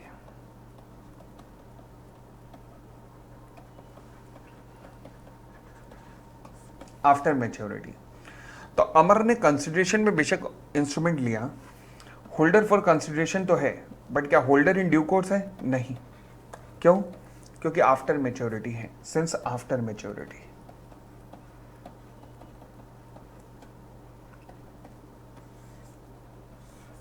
ठीक है जी। अब अगर आप आफ्टर मैच्योरिटी अमर, तो आप होल्डर फॉर कंसिडरेशन तो हैं, परंतु आप होल्डर इन ड्यू कोर्स नहीं हैं।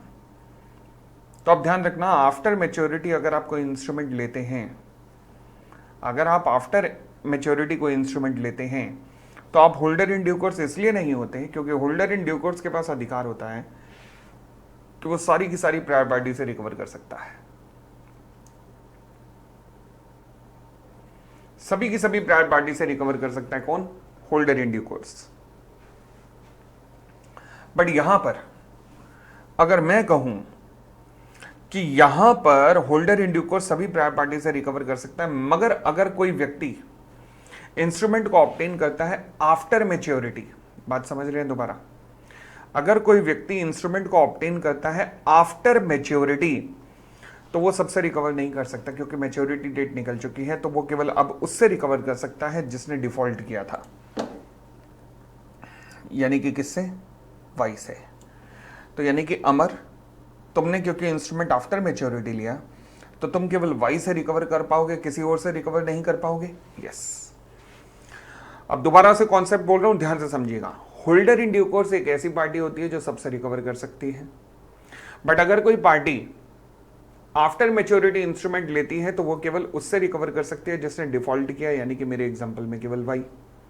तो अमर, क्योंकि तुमने इंस्ट्रूमेंट आफ्टर मैच्योरिटी लिया, क्या तुम सबसे रिकवर कर पाओगे? नहीं। तुम केवल वाई से रिकवर कर पाओगे? हाँ। इसलिए अमर, तुम होल्डर इन ड्यू कोर्स नहीं बन सकते, तुम केवल होल्डर फॉर कंसिडरेशन रह सकते हो, होल्डर इन ड्यू कोर्स नहीं, क्योंकि तुम्हें सबसे रिकवर करने का अधिकार नहीं है, तुम केवल एक ही पार्टी वाई से ही रिकवर कर सकते हो, इसलिए तुम होल्डर इन ड्यू कोर्स नहीं हो।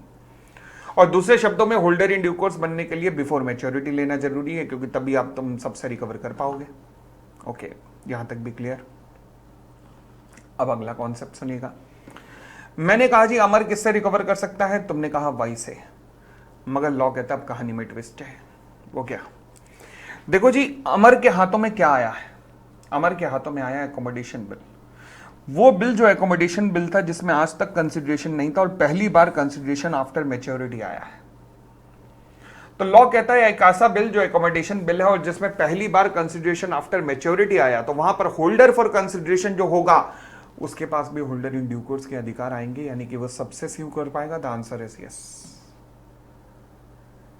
नॉर्मली आफ्टर मैच्योरिटी लेने वाला सबको स्यू नहीं कर सकता, वो केवल उसी को स्यू कर सकता है जिसने डिफॉल्ट किया है, यानी कि वाई, इसलिए वो होल्डर इन ड्यू कोर्स नहीं होता। बट एकोमोडेशन बिल के केस में अगर आफ्टर मैच्योरिटी कोई होल्डर फॉर कंसिडरेशन पहली बार आया है तो वो होल्डर फॉर कंसिडरेशन के पास वो सारे अधिकार रहेंगे जो होल्डर इन ड्यू कोर्स के पास होते हैं, और वो होल्डर इन ड्यू कोर्स बन के सारी प्रायर पार्टी को स्यू कर सकता है। The answer is yes. Technical concept है काफी। सभी की सभी प्रायर पार्टीज को स्यू कर सकता है, हां सभी की सभी प्रायर पार्टी को स्यू कर सकता है। यही कहानी में ट्विस्ट है, पड़ेगा। The person who become the holder of such a bill in a good faith and for consideration after maturity, यानी कि तीसरी कंडीशन पूरी नहीं हुई होल्डर इन ड्यू कोर्स की, मगर may recover the amount from any prior party. The answer is yes, he can recover from any prior party.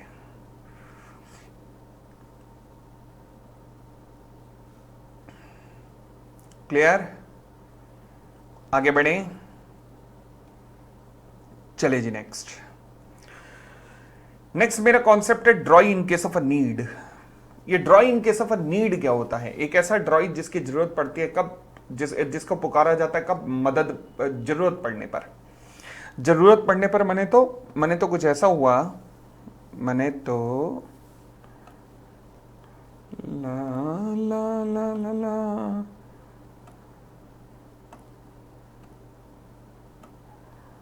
अरे क्या कर रहा है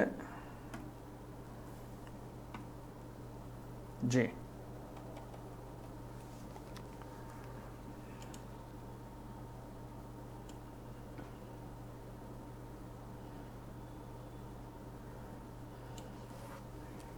सुनेगा जी।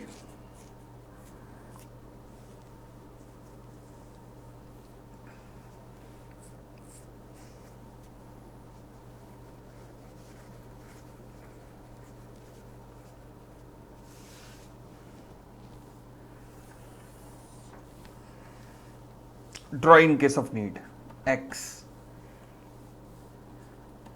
ड्रॉर है, इसने एक बिल ऑफ एक्सचेंज लिखा, आई ऑर्डर वाई और Z in case of need to pay ₹1,00,000 to me 30 days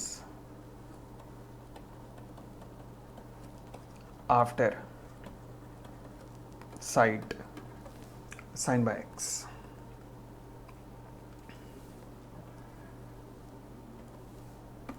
ठीक है जी।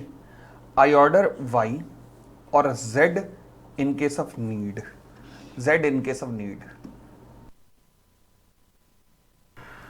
जब मैं कहता हूं Z in case of need तो क्या मतलब है इसका? आई ऑर्डर Y और Z in case of need मतलब दो दो ड्रॉई के नाम लिखे हुए हैं, ड्रॉई 1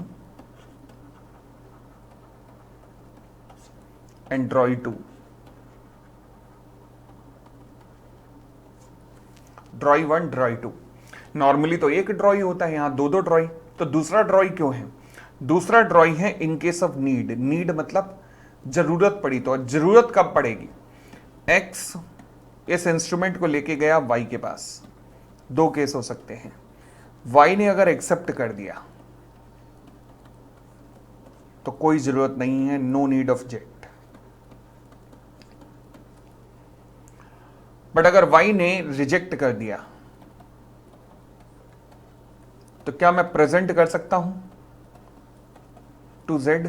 यस। इसे कहते हैं ड्रॉई इन केस ऑफ नीड, कि पहले अगर ड्रॉई ने मना कर दिया तो फिर मैं दूसरे ड्रॉई के पास जा सकता हूं। तो इस तरीके के जो दूसरा ड्रॉई होता है उसे नाम दिया जाता है drawee in case of need. I hope कोई दिक्कत नहीं है, क्लियर है एकदम। मैं अगर यहीं पे तुमसे एक बात पूछूं कि अगर वाई ने एक्सेप्ट कर दिया तो जेड की जरूरत तो नहीं है, बट मान लीजिए ऑन मैच्योरिटी डेट अगर वाई ने मना कर दिया पेमेंट करने से, इफ वाई रिफ्यूज टू पे, तो क्या बिल प्रेजेंट किया जा सकता है जेड को कि पेमेंट कर दो भाई? If bill can be presented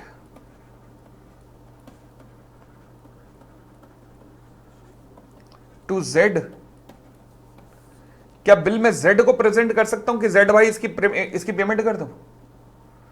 क्या मैं जेड को कह सकता हूं कि जेड भाई इस बिल की पेमेंट कर दो? The answer is no. क्यों? क्योंकि जब उसने एक्सेप्ट नहीं किया तो वो पे क्यों करेगा?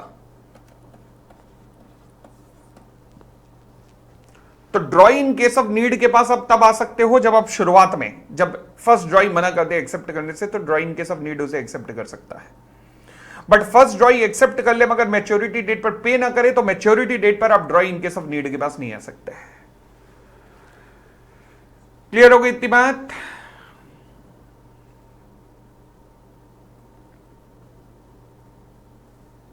चलिए तो देखिएगा,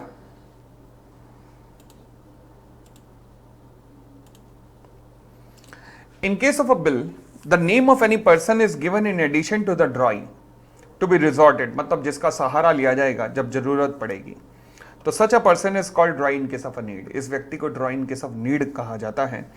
अब यहां केस हुआ था डोरे वर्सेस कांचीवाला का, जहां पे क्या हुआ था, if the bill has been duly accepted, accept हो गया था, but dishonoured when presented to the drawee in the first instance for payment, payment के लिए उसने मना कर दिया। It can not be validly presented for payment to the drawee in case of need if it was not presented for him for acceptance. अगर उसके पास acceptance के लिए नहीं गए तो फिर पेमेंट के लिए भी कैसे जा सकते? बिल्कुल नहीं जा सकते, तो बेशर्मी हो गई, तो नहीं अलाउ है। ठीक है जी। अगला कॉन्सेप्ट आता है मेरा फिक्टिशियस पे। फिक्टिशियस पे का मतलब क्या होता है, अब ये भी समझने वाली पे आता है। फिक्टिशियस पे क्या होता है, चलिए देखते हैं फिक्टिशियस पे।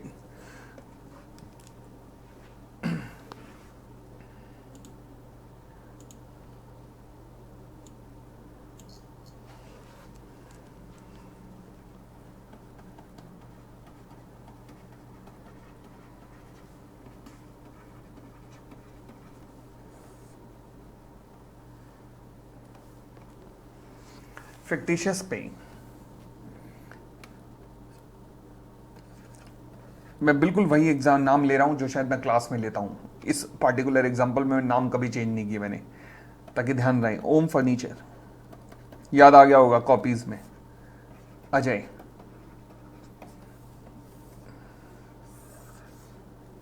ओम फर्नीचर ने अजय के ऊपर एक बिल लिखा, I order Ajay to pay ₹5 lakh to me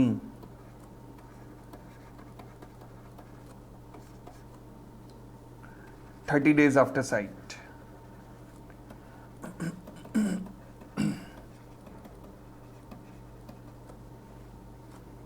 हाँ जी, I order Ajay to pay ₹5 lakh to me 30 days after sight।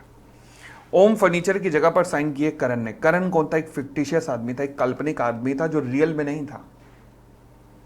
Karan real में नहीं था, एक काल्पनिक आदमी था।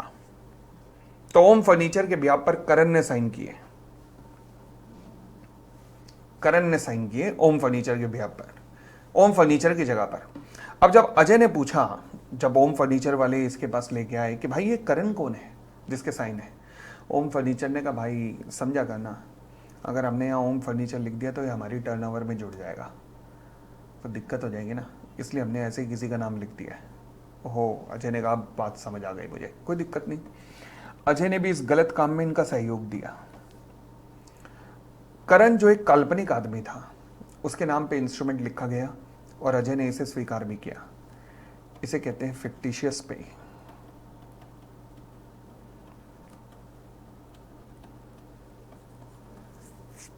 क्या कहते हैं इसे?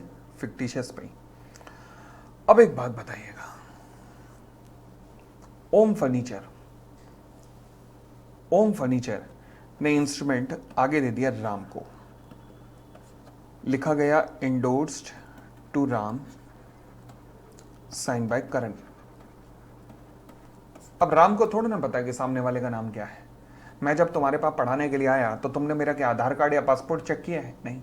तुम्हें पता लगा कि ये पोपली है, तुमने मान लिया कि ये पोपली है।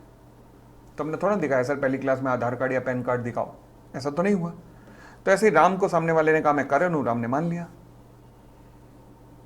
अब मैच्योरिटी डेट पर, अच्छा राम गुड फेथ में भी था, मैच्योरिटी डेट पर राम क्या करण से रिकवर कर सकता है? करण कोई है ही नहीं तो रिकवर कैसे करोगे?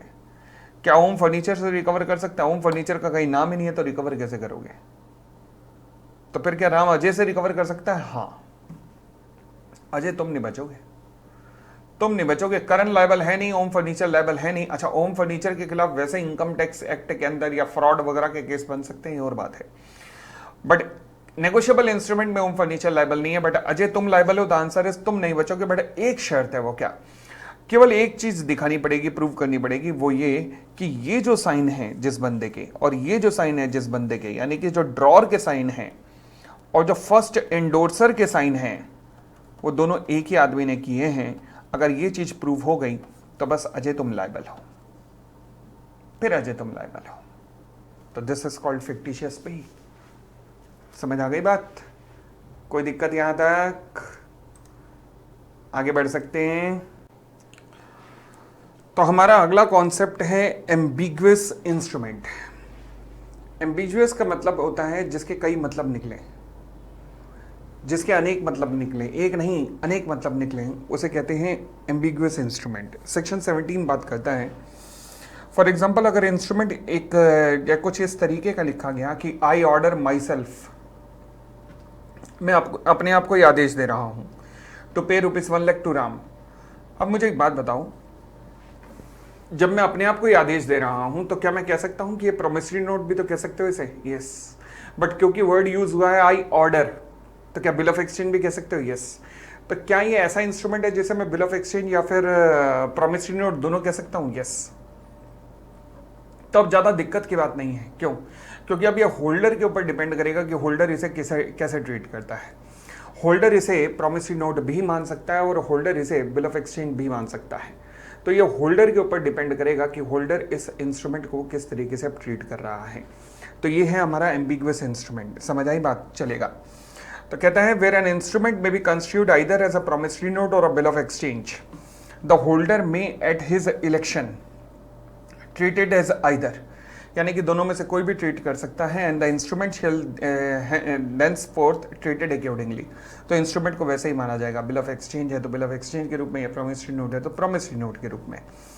ठीक है ना? आगे फिर कहता है where the amount is stated differently in the figure and in the word. Section 18 कहता है कि अगर देखो चेक के ऊपर अगर डिफरेंटली लिखा, वर्ड में डिफरेंट है और फिगर में डिफरेंट है, तो वो तो चेक बाउंस हो जाएगा, बैंक क्लियर नहीं करेगा। रिजर्व बैंक ऑफ इंडिया की इंस्ट्रक्शन है। बट वैसे अदरवाइज नेगोशिएबल में सेक्शन 18 कहता है कि अगर अमाउंट में और वर्ड में डिफरेंट हुआ तो फिर जो वर्ड में लिखा ना वो जीत जाएगा। जो वर्ड में लिखा है वो जीत जाएगा। The amount stated in word shall be the amount undertaken or order to be paid. Cheque के ऊपर ऐसा हुआ तो चेक बाउंस हो जाएगा। क्लियर? चलिए फिर हम बात करते हैं maturity of a negotiable instrument. अब मैच्योरिटी से रिलेटेड कुछ रूल्स होते हैं जिन रूल्स को हमने समझना है। कैसे? फॉर एग्जांपल रूल नंबर 1 कहता है कोई भी प्रोमिसरी नोट या बिल ऑफ एक्सचेंज जो कि पेबल है after a stated number of month, से for example after 3 month, 4 month, 2 month, 1 month, तो कैसे होगा? मैंने कहा जी 1 जनवरी से 1 मंथ। तो लॉ कहता है सबसे पहले आपने क्या निकालना है? कॉरेस्पॉन्डिंग डेट निकालनी है, यानी कि 1 महीने बाद की सेम डेट क्या होगी? 1 फेब। और इसमें जोड़ देना 3 ग्रेस डेज, यानी कि 4th Feb would be the maturity date. तो अब आपको यह जरूर गौर करना है कि इंस्ट्रूमेंट पेबल कब है। आफ्टर डेट भी हो सकता है, यानी कि जिस दिन डेट ऑफ ड्रॉन है। आफ्टर साइड भी हो सकता है, यानी कि इंस्ट्रूमेंट की एक्सेप्टेंस के बाद। और आफ्टर इवेंट भी हो सकता है, यानी कि किसी घटना के बाद, एक्स के मरने के बाद, जेड के मरने के बाद, ऐसे भी। ठीक है? तो जब वो इवेंट घटा या जब वो साइट हुआ या जब वो ड्रॉन हुआ, उसके इतने महीने बाद कॉरेस्पॉन्डिंग डेट निकलेगी सेम डेट पे, फिर उसमें 3 ग्रेस डेज ऐड कर देने हैं। फिर कहता है अगर मान लीजिए 31 जन को लिखा गया, पेबल कब था? 1 मंथ। अब डेट आई 31 फेब, ये तो इतिहास में बनी नहीं है, तो अब क्या करेंगे? तो हम मान के चलेंगे कि period would be terminating on the last day of such month. फरवरी के लास्ट दिन यानी कि 28 फरवरी, 3 ग्रेस डेज जोड़ दो, 1 2 3, 3 March would be the maturity date. Clear हो गई इतनी बात भी? और आगे बढ़ते हैं। फिर कहता है प्रोमिसरी नोट और bill of exchange payable after a stated number of days. वो प्रोमिसरी नोट या बिल ऑफ एक्सचेंज जो कि पेबल है after a stated number of days, days के बाद पेबल है। तो जब भी इंस्ट्रूमेंट डेज के बाद पेबल है तो जहां से पेबल है, for example 20 January, promissory note payable after 30 days, तो मैच्योरिटी डेट कैसे निकालोगे आप करोगे 20 जनवरी प्लस 30 दिन प्लस 3 ग्रेस डेज।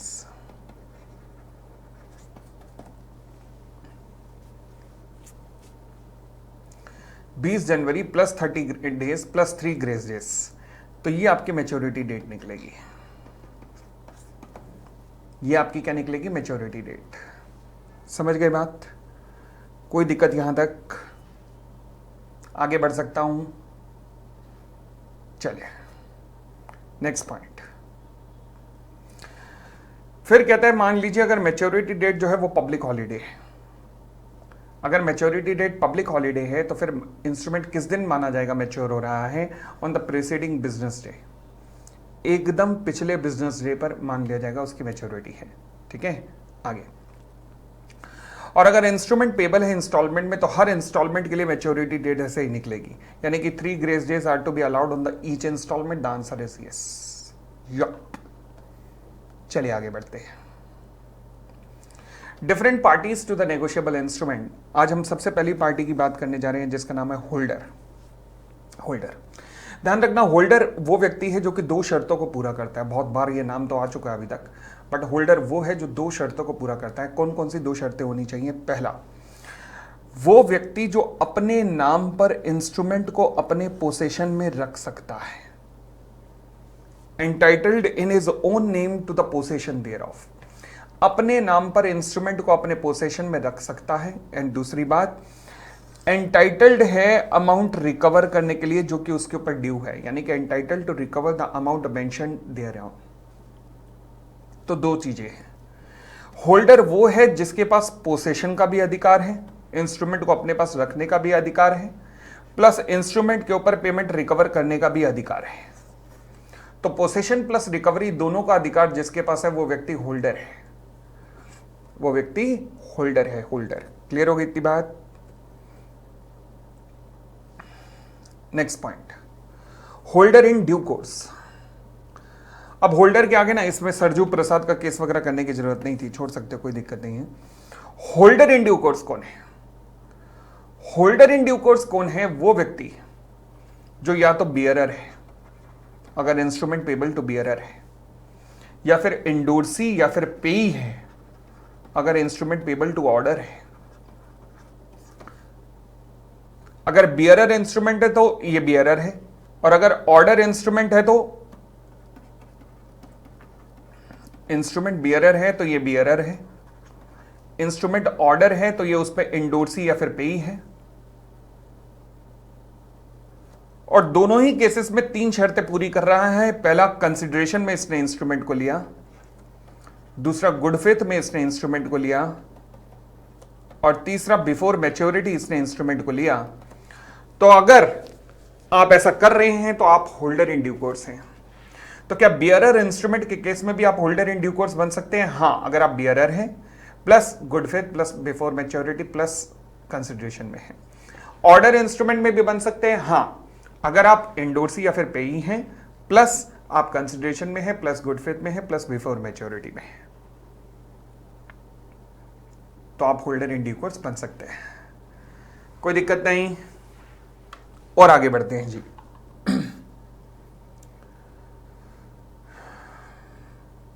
अब हम बात करने जा रहे हैं स्पेशल राइट्स या privileges of a holder in due course. हाँ जी, special holder in due course के क्या क्या विशेष अधिकार होते हैं? तो क्या क्या विशेष अधिकार होते हैं? देखिएगा, good title of an instrument. Good title of an instrument का मतलब है कि अगर एक बार कोई भी instrument holder in due course के हाथों में आ जाए तो उसके सभी के सभी डिफेक्ट दूर हो जाते हैं। यानी कि इंस्ट्रूमेंट गंगा के समान पवित्र हो जाता है अगर इंस्ट्रूमेंट एक बार कभी भी कोई अपवित्र इंस्ट्रूमेंट भी कभी भी होल्डर इन ड्यू कोर्स के हाथों में आ जाए तो उसके सभी के सभी डिफेक्ट दूर हो जाते हैं।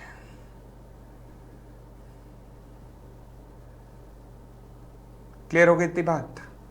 चलिए, holder would derive a title from the holder in due course. मैंने कहा ना, होल्डर इन ड्यू कोर्स तो गंगा है, और अगर गंगा के हाथों में एक बार इंस्ट्रूमेंट आ गया और फिर उस इंस्ट्रूमेंट को किसी होल्डर ने लेना चाहा जो गंगा नहीं है, जो अपवित्र है, तो इंस्ट्रूमेंट फिर भी पवित्र रहेगा। यानी कि अगर कोई होल्डर है जिसने instrument holder in due course से प्राप्त किया, होल्डर है मतलब शायद वो गुड फेथ में नहीं है, होल्डर है मतलब शायद वो कंसिडरेशन में नहीं है, बट उसने इंस्ट्रूमेंट किससे लिया? होल्डर इन ड्यू कोर्स से। तो क्योंकि तूने instrument holder in due course से लिया है तो इसलिए तेरे पास वो सारे अधिकार आएंगे जो कि किसी होल्डर के पास होते हैं। तो यानी कि ध्यान रखना कि अगर आप होल्डर हैं और होल्डर इन ड्यू कोर्स से लेते हैं तो आपके पास होल्डर इन ड्यू कोर्स के सारे अधिकार आ जाएंगे। वाह, कमाल हो गई बात।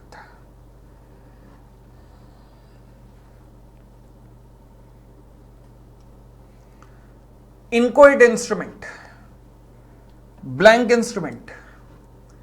ब्लैंक इंस्ट्रूमेंट के अंदर मैंने बोला था कि जो होल्डर है वो तो उतना ही रिकवर कर सकता है, वो तो उतना ही रिकवर कर सकता है जितना सामने वाला पे करना चाहता था। बट अगर एक बार ये instrument holder in due course के हाथों में आ गया तो वो सब कुछ रिकवर कर सकता है। होल्डर इन ड्यू कोर्स तो सारा अमाउंट रिकवर कर सकता है, होल्डर इन ड्यू कोर्स सब कुछ रिकवर कर सकता है, बट होल्डर कितना रिकवर कर सकता था इनक्वाइट इंस्ट्रूमेंट में? जितना वो सामने वाला पार्टी लायबल टू पे करना चाहती है। बट दोनों ध्यान रखना, maximum subject to stamp duty ही रिकवर कर सकते हैं, ये ध्यान रख लेना। लायबिलिटी ऑफ प्रायर पार्टीज, क्या मैं कह सकता हूं होल्डर इन ड्यू कोर्स के हाथों में अगर इंस्ट्रूमेंट आ गया तो कोई नहीं बचेगा, सब लाइन लगा के लायबल रहेंगे, लाइन लगा के लायबल रहेंगे। यानी कि होल्डर इन ड्यू कोर्स किसी के ऊपर भी केस कर सकता है, यस, किसी के ऊपर भी स्यू कर सकता है, यस। अब ये इसकी इच्छा पे है कि ये किसके ऊपर स्यू करना चाहता है, ये सबके ऊपर स्यू कर सकता है, किसी के ऊपर भी स्यू कर सकता है, किसी एक पार्टी के ऊपर भी कर सकता है, सबको लपेट सकता है। अब इसके ऊपर है कि ये क्या करना चाहता है। Right in case of a conditional delivery of an instrument. ओहो, कंडीशनल डिलीवरी, मैं एक बात जानता हूं कि जब भी नेगोशिएबल इंस्ट्रूमेंट डिलीवर होता है तो किस लिए होता है? नेगोशिएबल इंस्ट्रूमेंट जब भी डिलीवर होता है किस लिए होता है? फॉर द पेमेंट होता है। बट सोचो अगर नेगोशिएबल इंस्ट्रूमेंट पेमेंट के लिए डिलीवर नहीं हुआ बल्कि सिक्योरिटी के लिए डिलीवर हुआ है। Negotiable instrument delivered for security,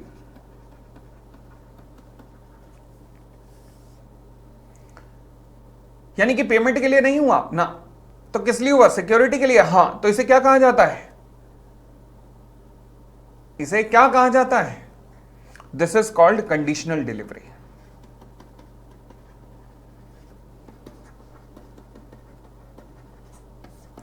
for example, ये मैं हूं, ये सोनी का शोरूम है, मैं गया सोनी के पास, मैंने कहा सोनी वाले जरा कैमरा तो दिखा, उसने मुझे कैमरा दिया, मैंने बदले में चेक दिया एज अ सिक्योरिटी। ध्यान रखना, चेक एज अ सिक्योरिटी है क्योंकि मैंने कहा है उसे कि मैं कल पेमेंट लेके आऊंगा और अपना कैमरा ले जाऊंगा, कल पेमेंट लेके आऊंगा और अपना चेक भी लेता जाऊंगा, कल पेमेंट कैश में लेके आऊंगा। मैं अगले दिन कैश लेके पहुंचा, जब इससे मैंने चेक मांगा इसने कहा चेक तो फट गया मुझसे, धुल गया मुझसे। चलो जी, मैं वापस आ गया। सोनी का शोरूम वाला, इसने बहुत गलत किया, इसने मेरा चेक बाउंस करवा दिया। क्या ये मुझसे रिकवर कर सकता है? नहीं, क्योंकि बेटा तू होल्डर इन ड्यू कोर्स नहीं है, तू होल्डर है क्योंकि तू गुड फेथ में नहीं है, तू जानता है कि तू बदमाशी कर रहा है, तो इसलिए तू होल्डर है, होल्डर इन ड्यू कोर्स नहीं है, तू मुझसे रिकवर नहीं कर सकता। बट अगर सोनी के शोरूम वाले ने यही चेक राम को दे दिया, Ram holder in due course है, राम मेरे पास आया, क्या मैं राम को मना कर पाऊंगा? नहीं। राम मुझसे रिकवर कर पाएगा, ये और बात है कि मैं बाद में सोनी के शोरूम वाले से रिकवर करूं, कैसे करूं, बट मैं क्या राम को मना कर सकता हूं? नहीं। Ram holder in due course है, मैं उसके सामने टिक भी नहीं पाऊंगा। चाहे बेशक कंडीशनल डिलीवरी हुई थी, यस, कंडीशनल डिलीवरी होने के बावजूद भी अगर यह इंस्ट्रूमेंट राम के हाथों में चला गया तो राम स्यू कर सकता है मुझे। यस, यही तो अधिकार है होल्डर इन ड्यू कोर्स बनने का। बात समझ आई? अगली बात, in case of instrument obtained by the unlawful mean or for unlawful consideration, where an instrument obtained by the unlawful mean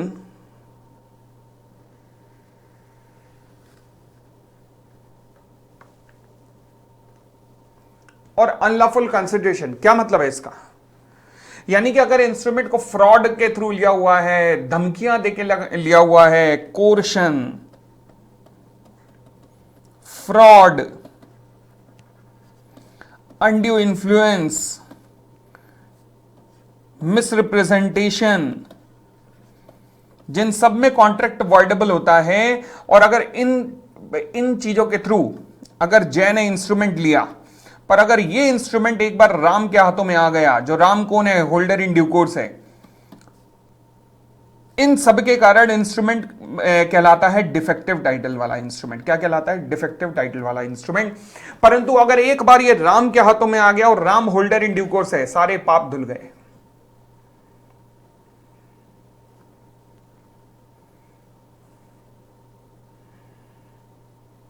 Ram can sue all prior party? The answer is yes. Ram can sue all prior parties. समझ आ गई बात? भाई बोलो ना हाँ। चले, तो यहां पर दिया हुआ है difference between a holder and a holder in due course. देख लीजिएगा क्या डिफरेंस है दोनों के बीच में। पढ़ना शुरू करते हैं। कंसिडरेशन, क्या मैं कह सकता हूं होल्डर के लिए जरूरी नहीं है कि कंसिडरेशन हो या ना हो, but holder in due course के लिए तो जरूरी है। जीने मरने का सवाल है। होल्डर विदाउट कंसिडरेशन हो सकता है, but holder in due course without consideration नहीं हो सकता। नेक्स्ट, मैच्योरिटी, क्या holder instrument after the maturity भी प्राप्त कर सकता है? अकोमोडेशन बिल में भी देखा था, yes, but holder in due course before maturity ही प्राप्त करेगा। होल्डर का टाइटल बिल्कुल वैसा ही रहता है जिससे वो ले रहा है, जैसे उसका टाइटल था। यानी कि अगर सामने वाले का टाइटल डिफेक्टिव था तो होल्डर का टाइटल भी डिफेक्टिव रहेगा, but holder in due course का टाइटल देने वाले से बेटर हो जाता है। यानी कि अगर जिससे वो ले रहा है उसका टाइटल डिफेक्टिव है, परंतु लेने वाला अगर होल्डर इन ड्यू कोर्स है तो ये जीत जाएगा, इसका टाइटल डिफेक्ट फ्री हो जाएगा। होल्डर को कोई स्पेशल राइट नहीं मिलते। हमने तो होल्डर की डेफिनेशन की, बस ऐसे राइट तो हमने होल्डर इन ड्यू कोर्स के नहीं पढ़े, मगर ये होल्डर इन ड्यू कोर्स कोई स्पेशल राइट मिलते हैं ऐसे वाले? The answer is yes. Holder does not enjoy special right while the position of holder in due course is privilege and he get a special rights। समझ आ गई बात?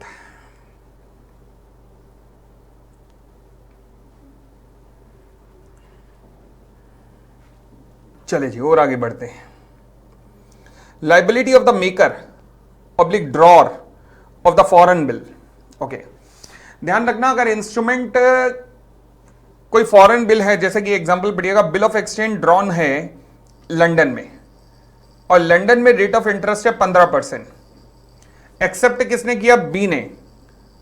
Germany यानी Berlin में पेबल है। लिखा कहां गया? London. Drawn London, payable Berlin. अब क्या होगा? इंस्ट्रूमेंट इंडोर्स होते होते होते होते होते होते इंडोर्स होते होते इंडिया आ गया और हो गया डिसऑनर। अब बी के अगेंस्ट एक्शन लिया गया, यानी कि एक्शन तो बी के अगेंस्ट ही होगा ना, क्योंकि वही एक्सेप्टर है। इंडिया में एक्शन लिया गया। बी कहां पे है? जिसने एक्सेप्ट किया बर्लिन में। ही इज लाइबल टू पे इंटरेस्ट क्या है? बर्लिन का 6%। बट अगर यही केस ए के ऊपर करते तो ए कहां का रहने वाला है? लंदन जिसने लिखा है, तो कितना रेट ऑफ इंटरेस्ट होता? 15%। तो ले देकर कहानी क्या है? कहानी ये है कि चाहे आप मेकर हो या ड्रॉर हो, फॉरेन प्रॉमिसरी नोट और बिल ऑफ एक्सचेंज और चेक, तो आपको कहां के लॉ के अनुसार गवर्न किया जाएगा? By the law of the place where he made the instrument. यानी कि अगर आप ड्रॉर हो या मेकर हो तो जिस देश में आपने लिखा है आप उस देश के लॉ के अनुसार गवर्न होगे। बाकी बची पार्टियां and the respective liability of acceptor and endorser by the law of the place where the instrument is made payable। समझ आ गई बात? तो बहुत अच्छा पॉइंट है। ड्रॉर की लायबिलिटी उस देश के अनुसार ही जिस देश में लिखा जा रहा है, बाकी सब की लायबिलिटी उस कानून के मुताबिक जिस देश में वो पेएबल है। सेक्शन आ गया 134।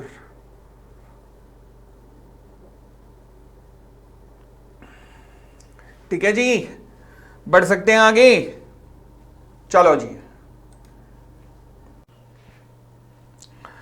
तो हमारा अगला टॉपिक है कैपेसिटी ऑफ पार्टीज, सेक्शन 26।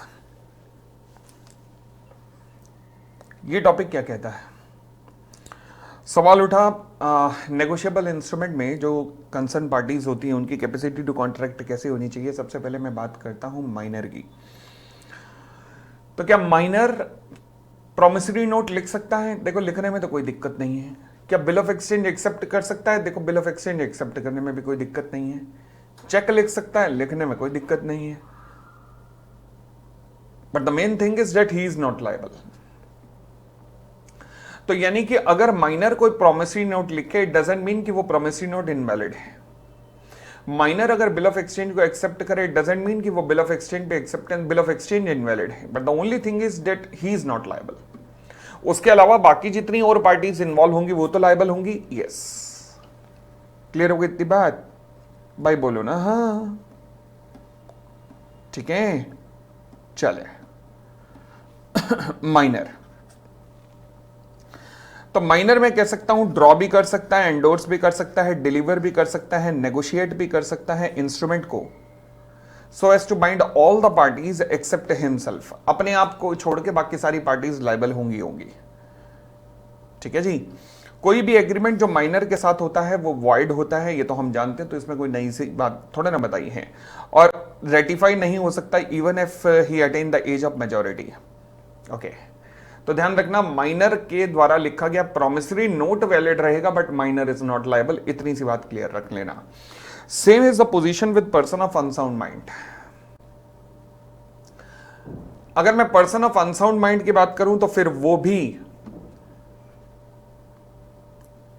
अगर वो भी मैं कहूं तो वो वैलिड है। पर्सन ऑफ अनसाउंड माइंड भी अगर कोई इंस्ट्रूमेंट ड्रॉ करता है तो वैलिड है, but he is not liable. Again he is not liable. Next point, agent.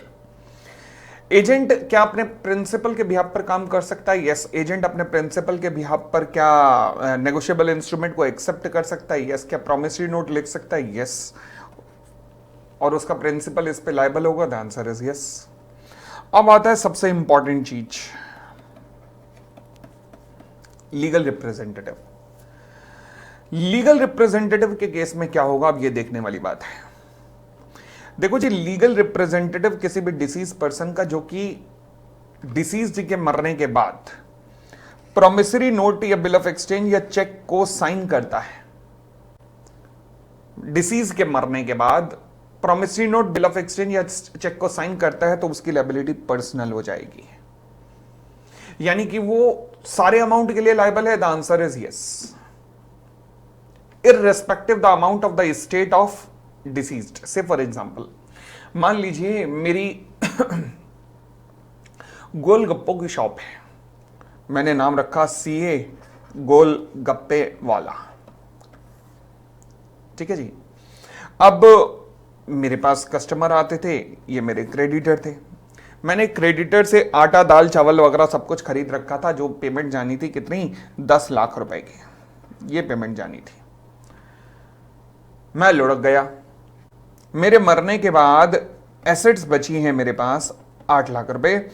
अब मेरा लीगल रिप्रेजेंटेटिव यानी कि मेरा छोटा पोपली कितने के लिए लायबल है? अब छोटे पोपली के ऊपर डिपेंड करता है। देखो जी, पहली बात, छोटे पोपली तुझे दुकान चलानी है, हाँ, आगे मतलब राजा का बेटा राजा बनेगा, अगर यही चलाना है, अगर यही सिस्टम चलाना है, तो बेटा तुझे इन 10 लाख को पे करना पड़ेगा, यानी कि पर्सनल लायबिलिटी पे करनी पड़ेगी, फिर एसेट्स को छोड़ दे, क्योंकि अगर तुझे मेरे साम्राज्य को आगे बढ़ाना है।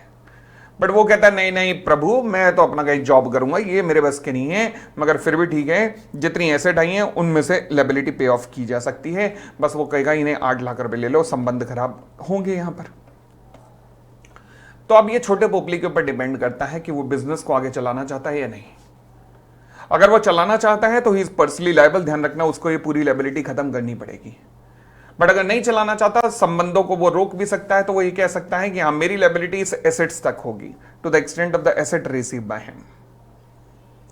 अगर कहीं नहीं लिखा कुछ भी उसने, तो लायबिलिटी पर्सनल ही होगी, अनलिमिटेड होगी, यानी कि जब तक एक एक पाई ना चुका दे।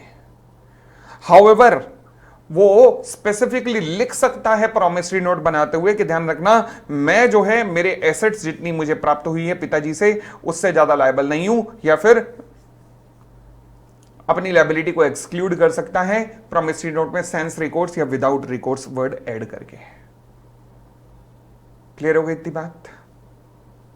तो ये लीगल रिप्रेजेंटेटिव के पास ये सारे ऑप्शंस होते हैं कि लीगल रिप्रेजेंटेटिव अगर कुछ ना लिखे तो वो पर्सनली लायबल है, बट अपनी लायबिलिटी को लायबल कर दे, लिमिटेड कर दे कि हाँ जी यहीं तक लिमिटेड है, वो भी वैलिड है, वो भी वैलिड है। क्लियर हो गई इतनी बात?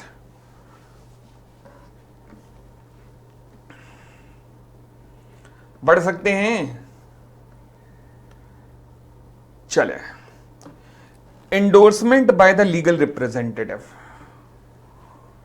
Endorsement by the legal representative जी, मान लीजिए मैंने जैसे ही प्रोमिसरी नोट लिखा, आपने क्रेडिटर के फेवर में 10 लाख रुपए कहा, अचानक मेरे यहां पे दर्द हुआ, मैंने कहा आ, और मैं लुढ़क गया। ठीक है, अब मेरे छोटे पोपली ने जैसे ही देखा कि मेरा प्रोमिसरी नोट मेरे साइड पे पड़ा था, खैर जो भी रंगारंग कार्यक्रम अंत में होता है, वो सब कुछ कंप्लीट करने के बाद उसने वो प्रॉमिसरी नोट उठा के मेरे क्रेडिटर को दे दिया। क्या ये डिलीवरी वैलिड है? नहीं। क्या वो प्रॉमिसरी नोट वैलिड है? नहीं। ध्यान रखना, प्रॉमिसरी नोट वैलिड तभी होगा जब मैंने बनाया और मैं ही डिलीवर करूं। मेरे मरने के बाद लीगल रिप्रेजेंटेटिव मेरा डिलीवर नहीं कर सकता। तो सर अभी तो आपने कहा कि वो अपनी लायबिलिटी बना सकता है, वो अलग से बनाएगा, अलग से प्रॉमिसरी नोट लिखेगा, क्योंकि राजा का बेटा राजा बनना चाहता है ना, तो वो अलग से प्रॉमिसरी नोट लिखेगा। कान के पर्दे फट गए, बताओ कमाल हो गई, इंसान को ढंग से मरने तक नहीं दे रहे ये लोग। अरे मरने तो सुर में दो कम से कम। एक इतना बड़ा संगीतकार जब इस संसार को छोड़ के जाएगा तो कम से कम सुर में मरेगा या बेसुरा मरेगा। आगे बढ़ते हैं,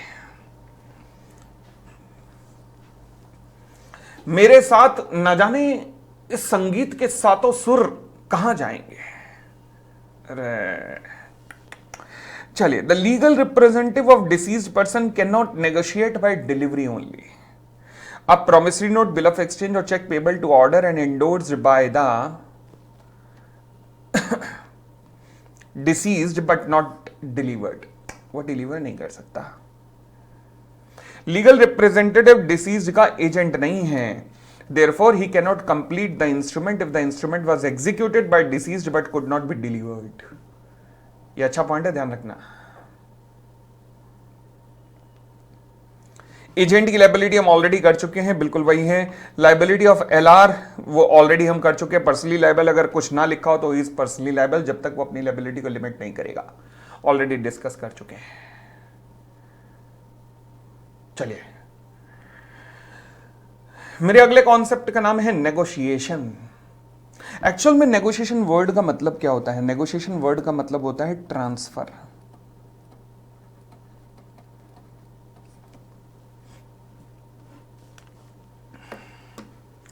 वर्ड ट्रांसफर को ही हम नेगोशिएशन के नाम से भी पुकारते हैं।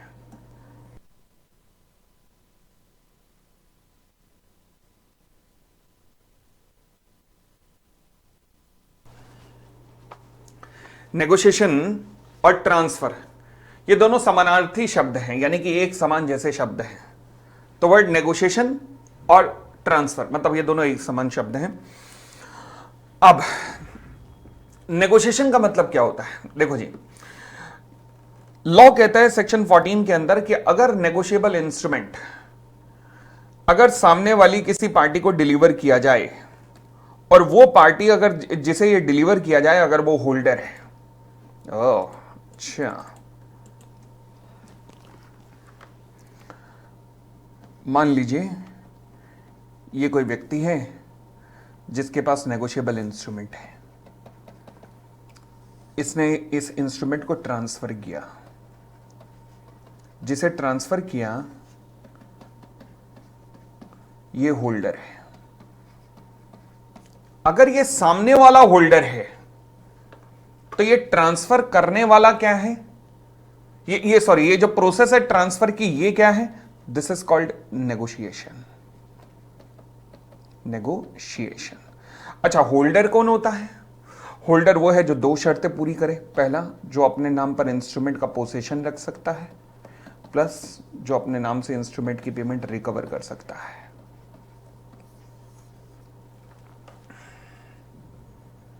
तो दोबारा बोल दूं, नेगोशिएबल इंस्ट्रूमेंट जब सामने वाले व्यक्ति को ट्रांसफर किया जाता है और जिसको वो ट्रांसफर किया जा रहा है अगर वो होल्डर है तो ये जो प्रोसेस है ये क्या कहलाती है? नेगोशिएशन कहलाती है। क्या कहलाती है? नेगोशिएशन। आई होप कोई दिक्कत नहीं है, बढ़ सकते हैं आगे। चले, मुझे 1 मिनट देना जी, जरा बैटरी खत्म हो गई, मैं जरा बैटरी सही कर लूं।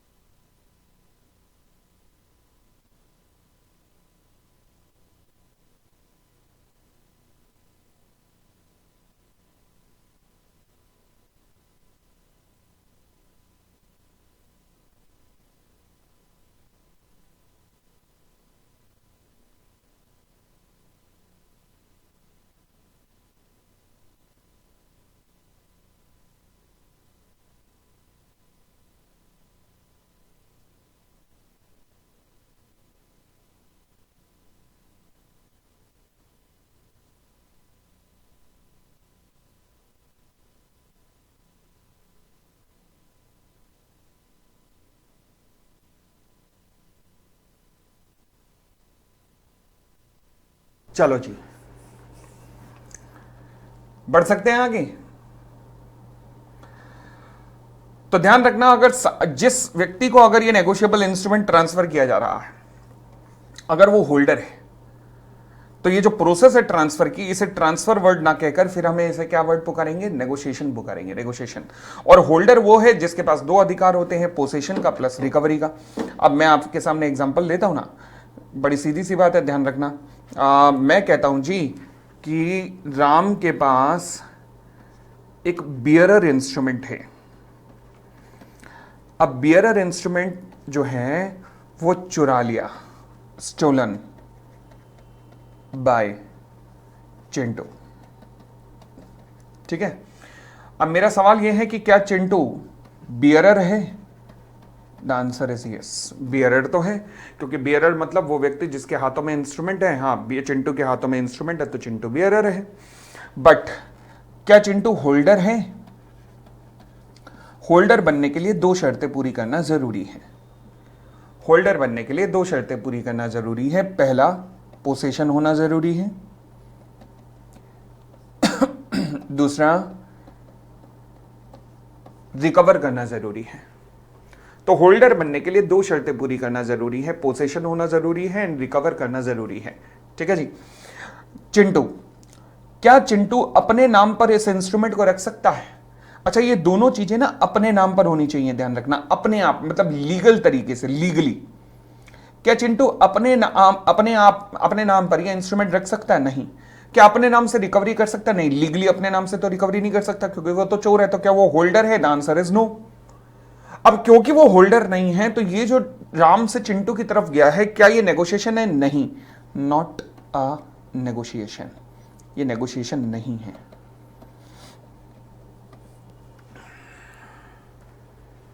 समझ आ गई बात? एक और बात, मुझे बताना नेगोशिएशन कैसे होता है, हाउ टू नेगोशिएट, नेगोशिएशन कैसे होता है बताइए मुझे। चलिए देखो जी, दो तरीके के इंस्ट्रूमेंट हो सकते हैं। एक होता है बियरर इंस्ट्रूमेंट, एक होता है ऑर्डर इंस्ट्रूमेंट। अगर मैं बियरर इंस्ट्रूमेंट की बात करूं तो उसका नेगोशिएशन कैसे होगा? Delivery only. बट अगर मैं ऑर्डर इंस्ट्रूमेंट की बात करूं तो ऑर्डर इंस्ट्रूमेंट का नेगोशिएशन कैसे होगा? Endorsement plus delivery.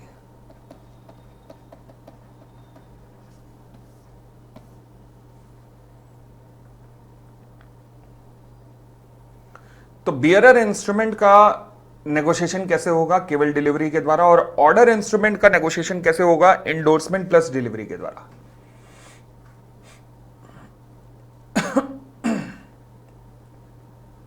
ठीक हो गई इतनी बात भी? आगे बढ़ते हैं। नेगोशिएशन, नेगोशिएशन, चलो जी।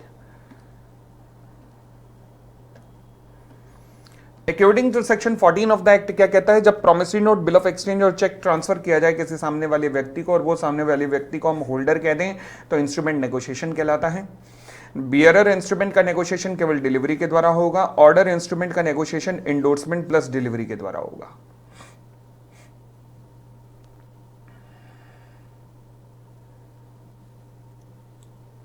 अनीता बेटा 20 तारीख से शुरू करूंगा, लगातार 5 या 6 दिन मैराथन सारी खत्म कर दूंगा, वही 5 या 6 दिन में लगातार। ठीक है, चलिए आगे बढ़ते हैं। हमारा अगला कॉन्सेप्ट है असाइनमेंट।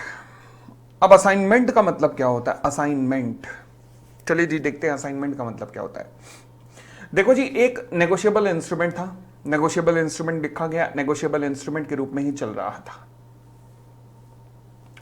अचानक क्या हुआ कि वो जो सामने वाली पार्टी थी उसने कहा कि भाई मुझे तो नेगोशिएबल इंस्ट्रूमेंट बियरर या फिर एंडोर्समेंट के रूप में तो समझ नहीं आता, मुझे तो एक प्रॉपर डॉक्यूमेंट के रूप में लिख के दो जिसमें लिखा जाए कि मैं अपने पूरे होशो हवास में ये इंस्ट्रूमेंट आपको ट्रांसफर करता हूं, सामने वाले को ट्रांसफर करता हूं, मान लीजिए सुलेमान जी।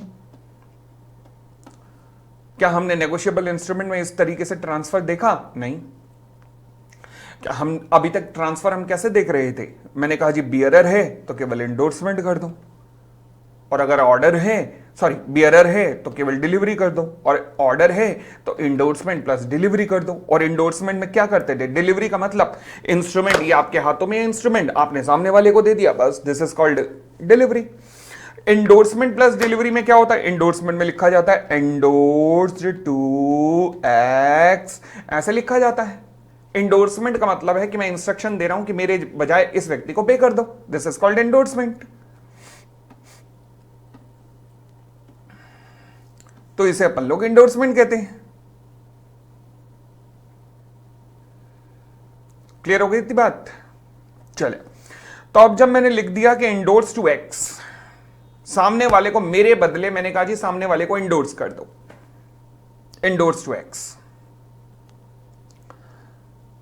तो क्या ये चीज जो मैंने लिखी है क्या ये स्टैम्प पेपर के ऊपर लिखी है? नहीं, ऐसा तो कहीं नहीं हुआ कि कहीं स्टैम्प पेपर के ऊपर नहीं लिखी। बट मान लीजिए जिसको ये इंडोर्स, जिसने ये लेना था इंस्ट्रूमेंट, अब राम के हाथों में इंस्ट्रूमेंट था, राम से सुलेमान ने लेना था, सुलेमान ने राम को कहा देख भाई ऐसा है, मुझे ये ऊटपटांग तरीके समझ नहीं आ रहे कि डिलीवरी कर दो या इंस्ट्रूमेंट प्लस डिलीवरी कर दो, तो मुझे तो केवल एक ही चीज समझ आती है कि मुझे तो इस तरीके से रिटर्न डॉक्यूमेंट बना के दे प्रॉपर रिटन डॉक्यूमेंट बना के दे। राम ने भी कहा अपने बाप का क्या जाता है, राम ने प्रॉपर इंस्ट्रूमेंट बना के दिया। मगर जैसे ही ये बनाया, आप नेगोशिएबल इंस्ट्रूमेंट के दोनों तरीकों से बाहर निकल चुके हो, क्योंकि इस वक्त आप असाइनमेंट के अंदर आ चुके हो। क्योंकि असाइनमेंट का मतलब होता है कि जब एक रिटन डॉक्यूमेंट के द्वारा, रजिस्टर्ड डॉक्यूमेंट के द्वारा, रजिस्टर्ड मैंने तो स्टैम्प पेपर के ऊपर, कोई जो राइट टू रिकवरी है, जब रिटन एंड रजिस्टर्ड डॉक्यूमेंट के द्वारा आप ट्रांसफर करते हो सामने वाले को, दिस इज कॉल्ड असाइनमेंट। इसे क्या कहते हैं? असाइनमेंट। अब इस तरीके के असाइनमेंट से होता क्या है, जो ट्रांसफरी है, यानी कि सुलेमान, क्या सुलेमान इस इंस्ट्रूमेंट को अपने नाम पे रख सकता है? यस। अपने नाम पे रिकवर कर सकता है? यस। ये बिल्कुल सेम वर्ड है एज अ होल्डर, यानी कि सुलेमान सबसे रिकवरी कर सकता है। हां, रिकवरी कर सकता है, सबसे रिकवरी कर सकता है, कोई दिक्कत नहीं है। बट यहां पर केवल एक दिक्कत है, वो क्या? वहां पे हम देखते थे नेगोशिएबल इंस्ट्रूमेंट में कि अगर सुलेमान का टाइटल डिफेक्टिव है, परंतु फिर भी अगर अमर के पास गया और अमर अगर होल्डर इन ड्यू कोर्स है, सारे डिफेक्ट दूर हो जाएंगे और अमर सबसे रिकवर कर पाएगा। बट अब अगर असाइनमेंट हो गया और असाइनमेंट होने के बाद सुलेमान ने अगर अब अमर को दिया, तो पहली बात, अमर तुम होल्डर इन ड्यू कोर्स तो नहीं हो, क्योंकि होल्डर इन ड्यू कोर्स तो नेगोशिएबल इंस्ट्रूमेंट की टर्म है। तो चाहे तुम बेशक तीनों condition holder in due course की सेटिस्फाई कर रहे हो, मैं तुम्हें असाइनी ही कहूंगा, क्योंकि होल्डर इन ड्यू कोर्स तो नेगोशिएबल इंस्ट्रूमेंट की टर्म है और तुम नेगोशिएबल इंस्ट्रूमेंट से बाहर निकल चुके हो, तो मैं तुम्हें असाइनी इन गुड फेथ कह सकता हूं, ज्यादा से ज्यादा, बस और कोई नाम नहीं दे सकता। तो तुम कौन हो? Assignee in good faith. और असाइनी इन गुड फेथ के रूप में अमर, अब तुम किससे रिकवर कर सकते हो? ध्यान रखना, अमर, तुम्हारा टाइटल डिपेंड करेगा जिससे तुमने लिया उसके टाइटल पे। यानी कि अगर सुलेमान का टाइटल डिफेक्टिव है, अगर ये नेगोशिएबल इंस्ट्रूमेंट होता तो अमर तुम्हारा डिफेक्ट दूर हो जाता और तुम सबसे रिकवर कर सकते थे। बट अब क्योंकि यहां क्या चल रहा है? असाइनमेंट। तो असाइनमेंट के केस में असाइनी का टाइटल डिपेंड करता है असाइनर के टाइटल पे। तो अगर असाइनर का टाइटल डिफेक्टिव है तो असाइनी का टाइटल भी डिफेक्टिव रहेगा, चाहे वो गुड फेथ में ही क्यों ना हो।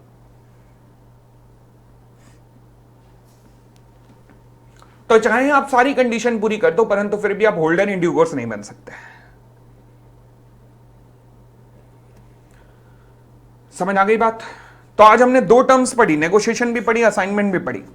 नेगोशिएशन के केस में कंसिडरेशन हमेशा प्रिज्यूम किया जाता है। यह बात कहां लिखी हुई है? अगर आपको याद हो, सबसे पहले मैंने सेक्शन 118 कराया था, वहां पे लिखी हुई है कि नेगोशिएबल इंस्ट्रूमेंट के अंदर कंसिडरेशन प्रिज्यूम किया जाता है कि वो है। कंसिडरेशन में प्रिज्यूम नहीं किया जाता, कंसिडरेशन में उसे प्रूव करना पड़ता है असाइनमेंट को कि हां ये है।